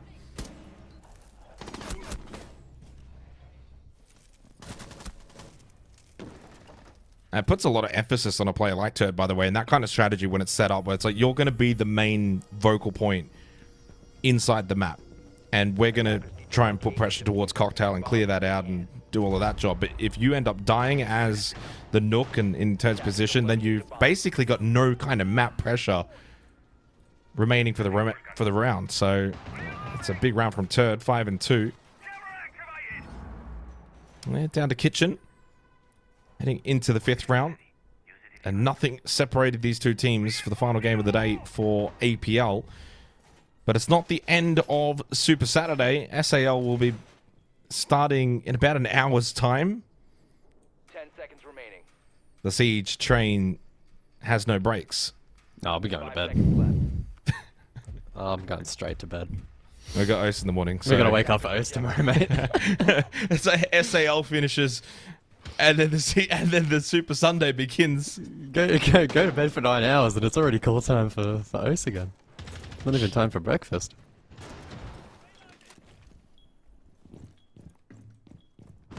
I mean, big ups to you today, mate. You've put in a double shift. You've gone to the footy. You've had it all day. Yeah, I can. You know, funnily enough, I actually haven't eaten today at all. I just completely forgot. I had one up and go. Shout out the up and goes. Had a chocky. Yeah. I had that this morning before, well, during call time, and I just completely forgot to eat. You're just gonna sleep it off? Nah, I think at this point I might have to. It's not like I'm going to get a chance to wake up and have a full course meal either, because it's going to be bedded and straight to Oast. Either way, it's the rush in towards bot white in through freezer. Speakeasy did get caught on the entry, so no more Dockerby trying to play in behind the blitz to get the plant down in service with the aid of these smokes and cutting off the horizontal pressure. It looks like that will be a successful plant from Ape, but trouble brewing as Ape, as soon as he stood up, will be sat down. 2-player advantage for Soul's Heart in the post plant. Good swing clear from Turd. Shot through the softball. Needs to go fall back, play a safer position. Pops the Adrenal Surge as well. Holvin got one, but he then is thusly traded, and Turd is going to go down as well. Leaves Reaps by himself. But it's Keanu Reaps, and you never count him out in a 1v2. This is his specialty. Big kill onto Scatman. Reaps, an I9, an ever-timely classic, but it is Keanu Reaps that gets it done in the post plant. Wow. That's why Reaps is so good, and whilst he might not be playing at his absolute best because that bar has been set so high, he's still good enough to win out these with a rather high percentage of consistency, just cutting them down one by one, isolated every single fight, backed off, played that time as best he could in that final fight, locate and defuse bombs. I believe it. Was it I9 in the 1 versus 1 as well? May well have been. It's a big round there from Waybo. Huge stand-up performance from Reaps. He's really come alive now in this server. And I'll tell you what, all it takes is RP to find his spark, and Waybo should be able to run away with this matchup, but Soul's Heart, to their credit, have been incredibly competitive in this matchup and will be looking to bounce back. 10 seconds left. 5 seconds left. Attacker's objective is to defuse a bomb. It's been a fun game, and certainly Waybo have been tested. But to their credit, they've been able to, win a couple of clutch moments, clutch rounds.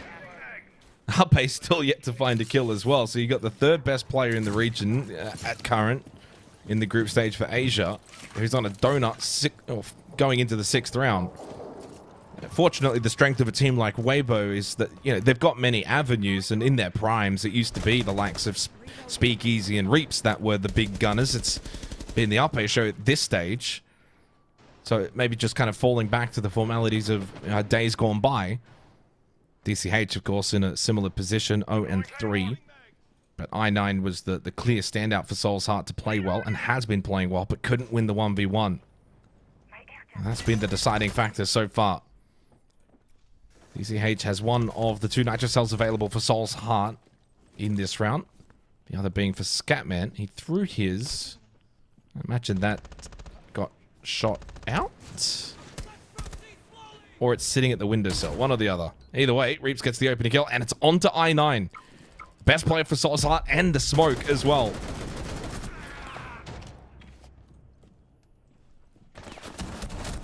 Tell you what, this is an intriguing game at the moment, but it's Hoven to step up here at the midpoint of round number 6. Reloading, cover me. And that should be Waybo taking a definitive lead heading into defense here on Cafe, and with that primed to win the map. Barring a remarkable recovery effort here, Mark and Mr. Punch. It's only possible, but tough from here. Waybo looking for their 4th attacking round, and now all but certainty. 1v3 for Mr. Punch. And despite the high ground advantage, is unable to win the battle. And the 4 attacking rounds will be secured for Waybo. And while Soul's Heart have shown promise to begin this game, Waybo now have all the momentum going into the second half. That was a really good couple of rounds.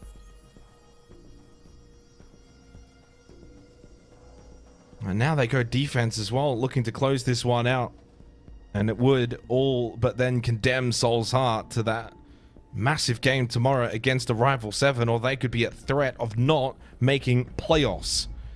For a team of that caliber, it just seems asinine. I just can't wrap my head around it. They'll go in as big favorites, but to even be in that position is just crazy to think about. This game's not done, but Waybo certainly now have got themselves ahead of the field.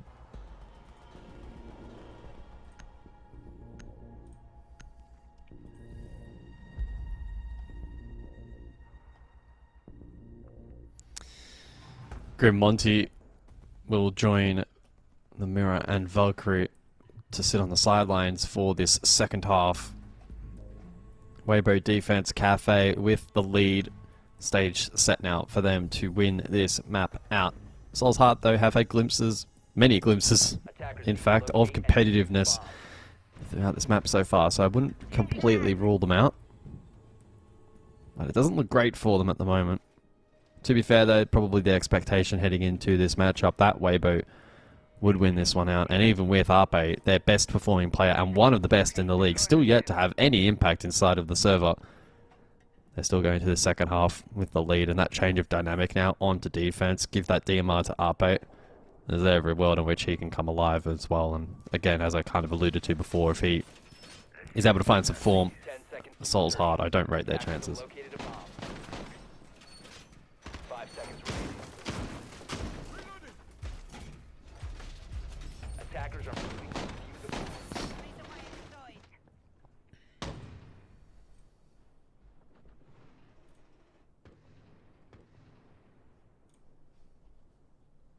mathematically, by the way, off the back of the previous game that just finished, as I mentioned before, of course, Elevate with the top seed, but Daystar, Fury, Waybo all confirmed for playoffs. Should mention that. And usually Liquipedia is pretty much on the money when it comes to, of course, not highlighting teams as being eliminated. They have not actually ruled out Latent Dragon Esports. I'm not too sure what would be required. Of course, they would need to beat Elevate and get all 3 points. I'm sure there's other formulas involved, but in theory, they're not eliminated. So Shark LFO, Soul's Heart, Arrival 7, Latent Dragon go into tomorrow, and all 4 of those teams are fighting for their spot in playoffs, which is absolutely insane. It's a massive final day tomorrow for Asia. If Waybo win this, they'll go to 12 points and they'll have second seed in their hands in the game against Daystar. And considering Daystar on 10 points, if Daystar can win that game outright, they will also get second place. So that's a really big opportunity for Daystar. So it's shaping up to be a huge day of action for the group stage. Denari, by the way, has just turned into a retroactive Aruni. You got the Aruni Denari combination here.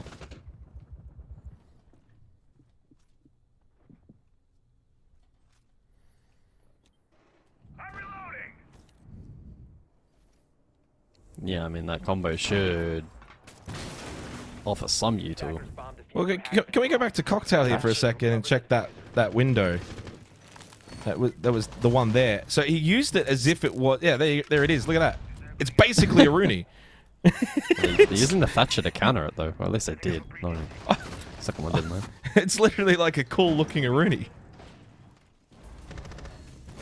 Scatman with the kill onto APL. They lost reach as well. Where's Speakeasy going? Well, yeah, in the meantime, Soul's Heart just kind of go around it. Turd admiring the artwork there from the trip connectors. And Soul's Heart with a well-fashioned attack. Yeah, a bit of a nothing defense there in the end. Waybo forfeiting quite a bit of map control and then scrambling to try and take it back. Yeah, a bit of a strange round in the end. And Soul's Heart didn't play into a lot of that catch/burn setup that I think Waybo wanted them to play into, maybe anticipating more on that Cocktail side of the map that never really came into fruition. Attackers need to locate and defuse bombs. So Kitchen now for round 8, Goyo brought into play.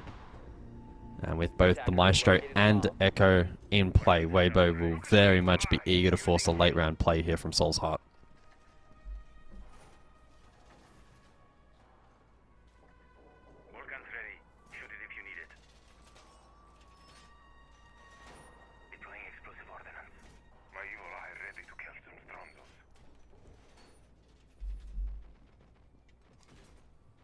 Yeah, I'm just still keeping my eyes on Ape and how he's kind of tracking in this game, and he's just been invisible.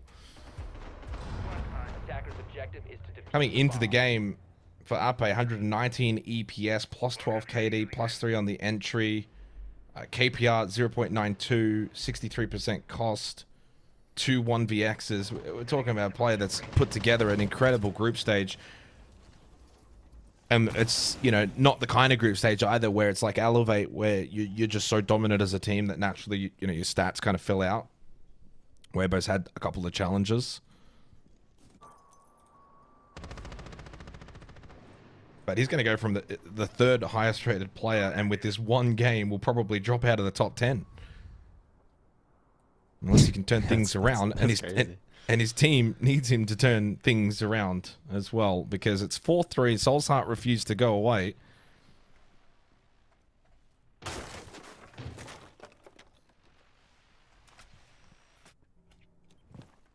Everyone else is positive for Waybo as well.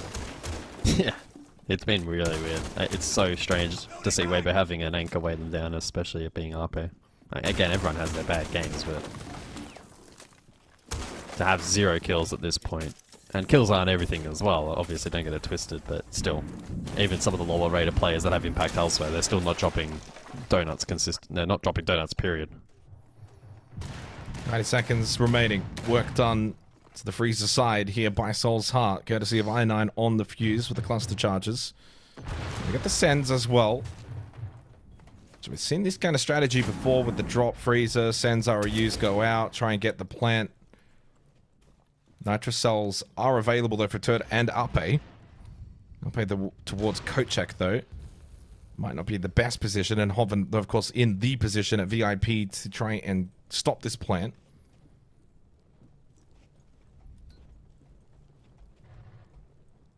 Good angle that he's holding though, because it's not just watching freezer, but also if someone does creep down white stairs, he'll be able to get them. Well, full white though. I mean, Hoven can barely see a thing. He's just spraying that bullet hose, hoping for the best. This is where the nitro cells have to deny this, but you got one in bar. I mean, Turd's got the nitro cell, can't get over, but the plant does not get confirmed. Mr. Punch was unable to stick it and has to stay prone. Nicely done from Speakeasy with the yokai, and Ape finally gets a kill.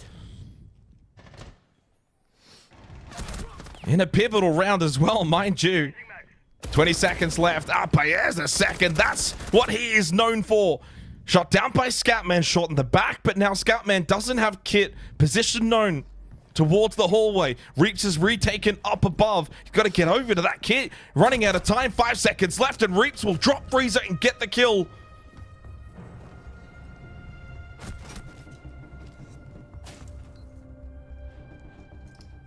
Yeah, I mean, there was a lot going on in the late round there. Soulsheart were able to... I saw them hack a Maestro camera, which was quite helpful in them going for that push. We saw the flash. They actually hacked two. They hacked both of them. And they dropped... Yeah, they had a ton of info, which was really big. But the man of the hour, against all odds, it was actually Ape that almost single-handedly won them that round. The use of the Zoto canister on the ROU was huge. It forced him off the plant. He then got the follow-up kill, doubled down and got the second here on the late trade attempt, and then left it in a 1 versus 3 for Scatman with 15 seconds to go, which was unsalvageable. That was a really good play there from Ape. I hesitate to classify as a heads-up play. I'm assuming the Zoto's one of the big intentions for them was actually to counter that, in which case it was a really good read. I don't know if maybe Mr. Punch still could have stuck plant. Of course, we don't have the luxury of seeing the POVs of those defenders, and if there was a window to still deny it. But there was, only about a second to go, maybe 2 seconds on that plant, and they elected not to commit, and then the reattempt failed. So, really good counter defense there from Waybo and Ape specifically, who's been kind of looking for that spark for quite some time, and we'll see if that can now roll into a bit of momentum for him.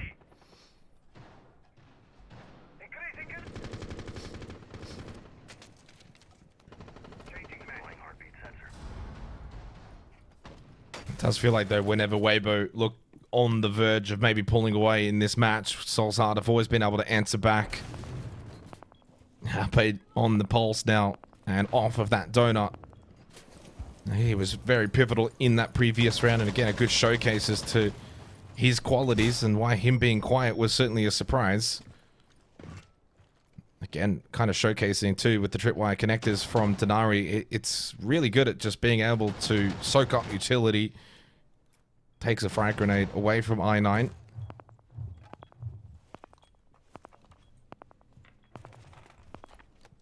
Also brings, of course, a deployable shield, and I think hence why we're seeing a lot of teams start to use Denari a little bit more and more.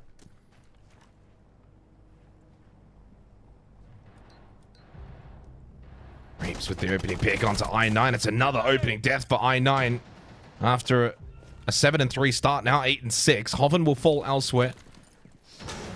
But the round certainly in the grasp of Waybo at the halfway mark of this round. Reaps, though, gets caught by DCH. A big, big round from DCH to bring this back to the 3 versus 3 margin. And might just force Waybo back to site.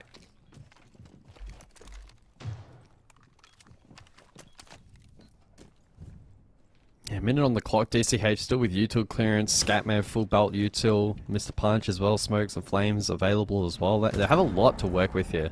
The attack. I mean, equally as well, Waybo with the information that Ape can feed and the nitro that he has. Again, Ape could actually, in back-to-back rounds, be a really big piece of the puzzle here for the defense. Well, look at that with the cardiac sensor. Spots 2 heartbeats. That's good information.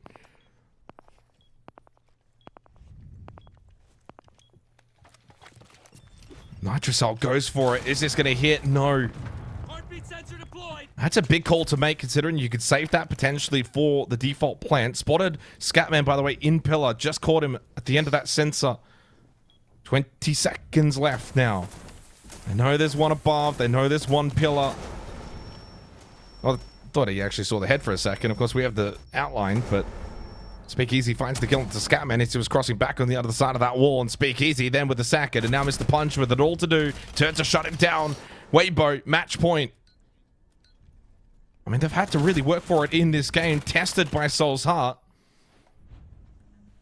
A little bit of similarities, I think, from the earlier game that we had, actually, between Elevate and Shark LFO. I mean, that was a 7-3. I think Elevate were rightfully tested in that game by Shark LFO, and I think you could probably take the same kind of premise here in this match. Soul's Heart haven't looked bad by any means. Waybo, it just feels like it's just really been able to edge this one out. Now 3 opportunities to get all 3 points and set them up for a chance at top 2 tomorrow if they can beat Daystar.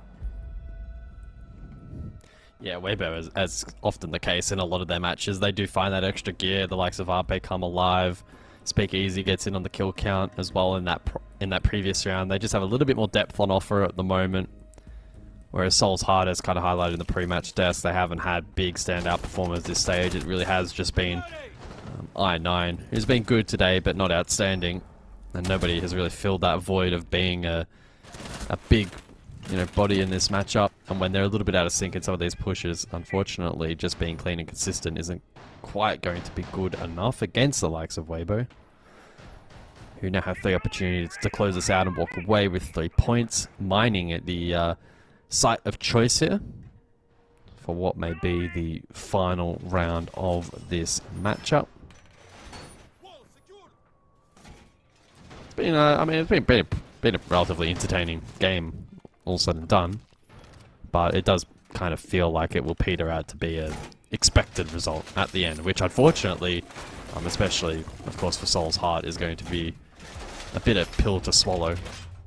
That means that they're going to have to bring their very best tomorrow in the hopes of surviving a potential bottom 2 finish. Ooh, hang on. Let's not get ahead of ourselves. Turd for the window peak loss on the Alla. Oh, sorry, it wasn't the window peak. But still an aggressive position that gets caught. Easy hack for Mr. Punch and a very early kill into the round for Soul's Heart. As I say, they just haven't been going away in this match. There hasn't really been a lot of separation between these two teams. Now it's Speakeasy's turn to play on the pulse.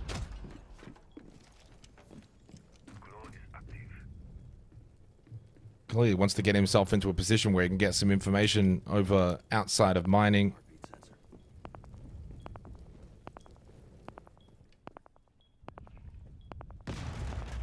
He just was able to step a little bit more forward. He would spot one outside on that exterior.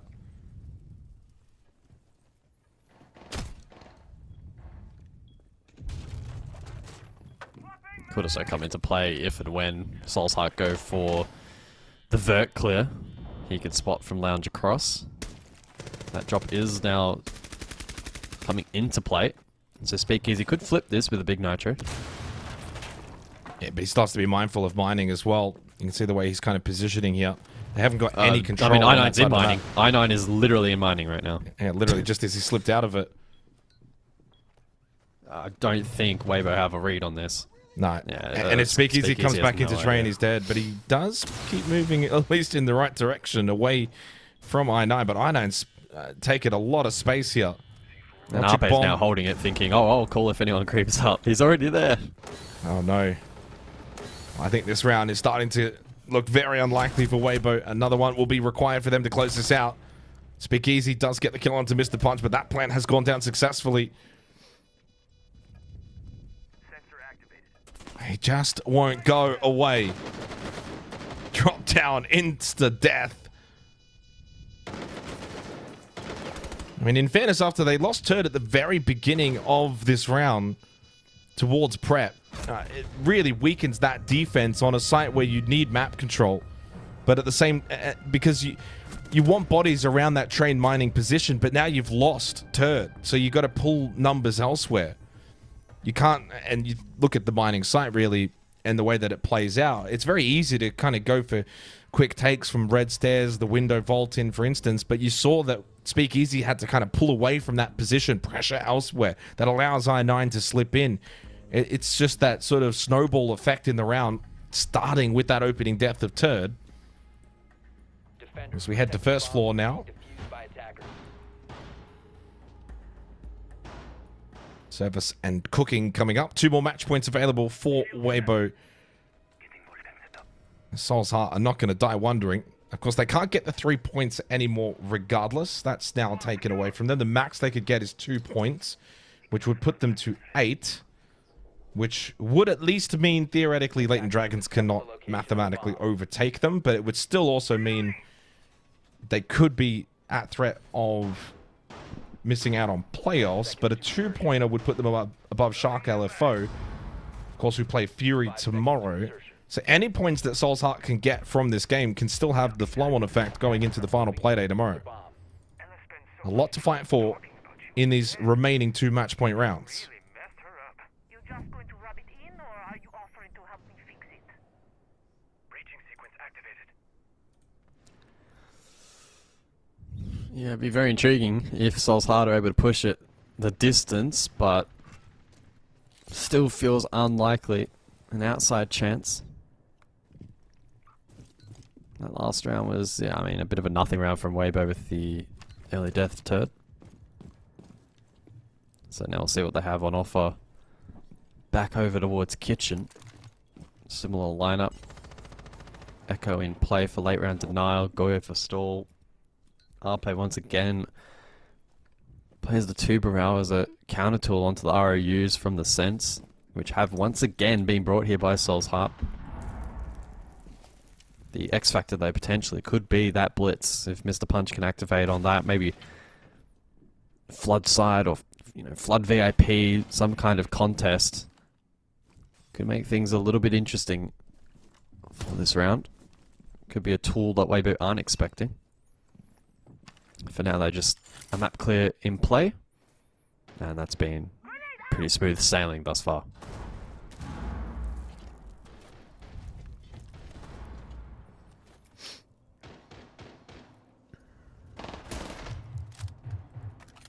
And keep an eye on Mr. Punch this round as well on the blitz. He's going to be the one that will probably make or break, I think, this round.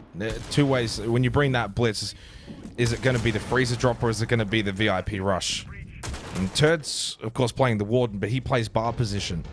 So VIP is a little bit more vulnerable. Hoven can throw out a gas bay, but the blitz will just push straight through that. 60 seconds left, and again, to me, I think Mr. Punch will be the one to decide how they're going to really attack this now. Do you go for the push clear of VIP, then allow that flood on the white stairs freezer drop position? And at times when you see that, also then one will maybe push down brown stairs. Just the way he's posturing right now suggests that he maybe does want to go for VIP, but now he goes back over towards the hatch. A little bit of indecisiveness right now. 30 seconds left, and well, Soul's Heart need to make up their mind, and it looks like it will be a freezer drop. Yeah, freezer should be viable. 20 seconds on the clock, util dump to follow. Gas babes have all been expended by Halvin. There is a Nitrosol for Turd over towards Bar. He'll look to try and maybe get his way over here to throw that one over. For now, holds his position.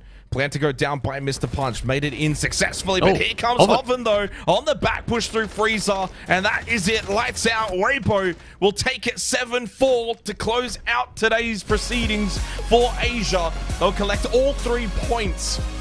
Back into second place going into the final day tomorrow, where they've got a date with Daystar.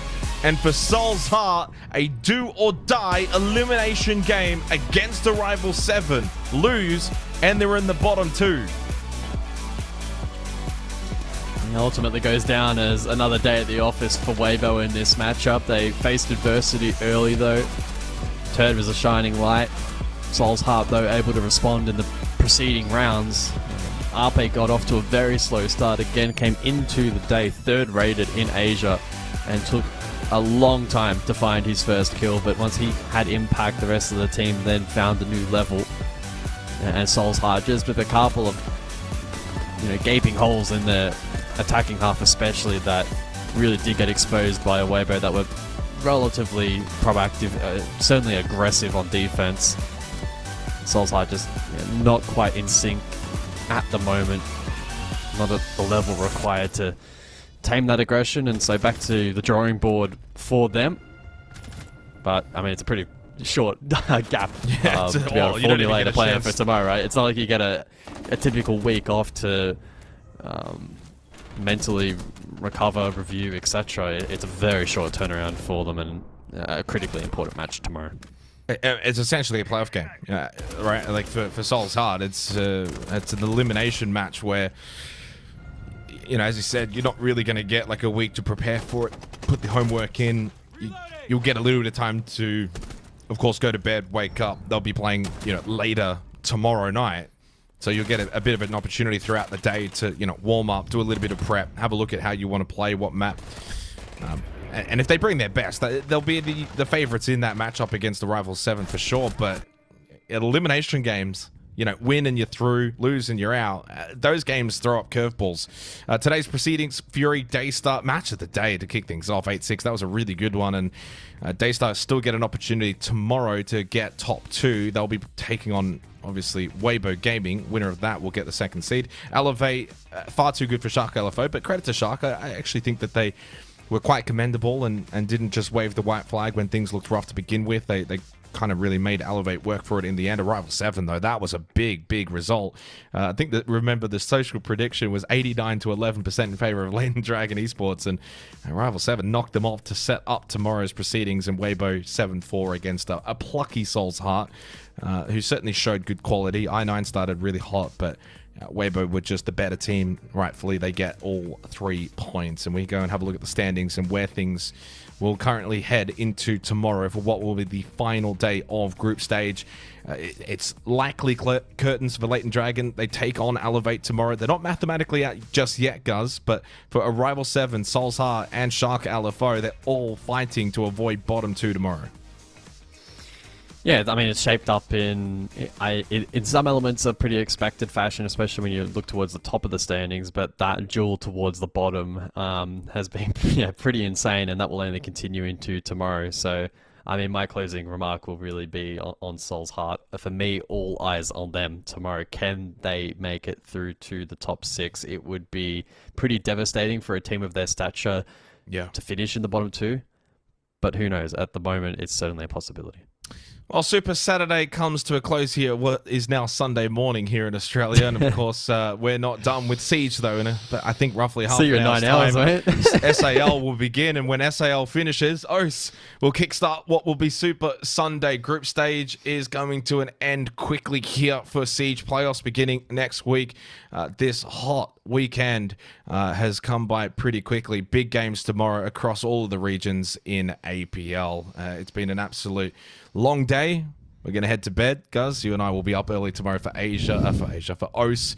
And we close out Asia. SAL to begin soon. We'll see you tomorrow.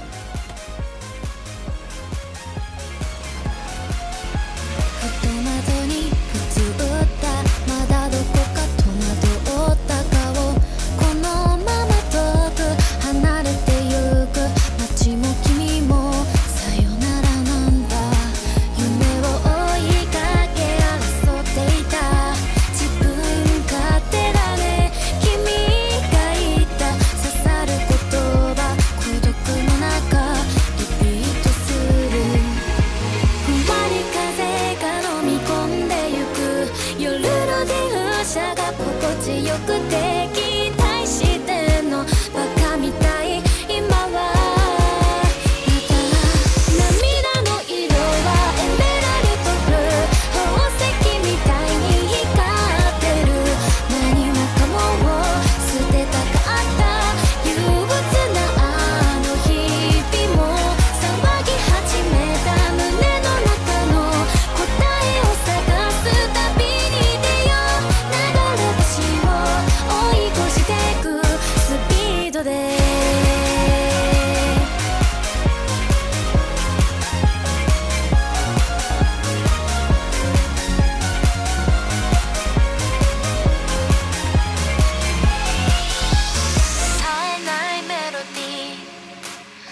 が枯葉のように宙に徘徊セオリー私なんだったっけ見えなくてうなりざっ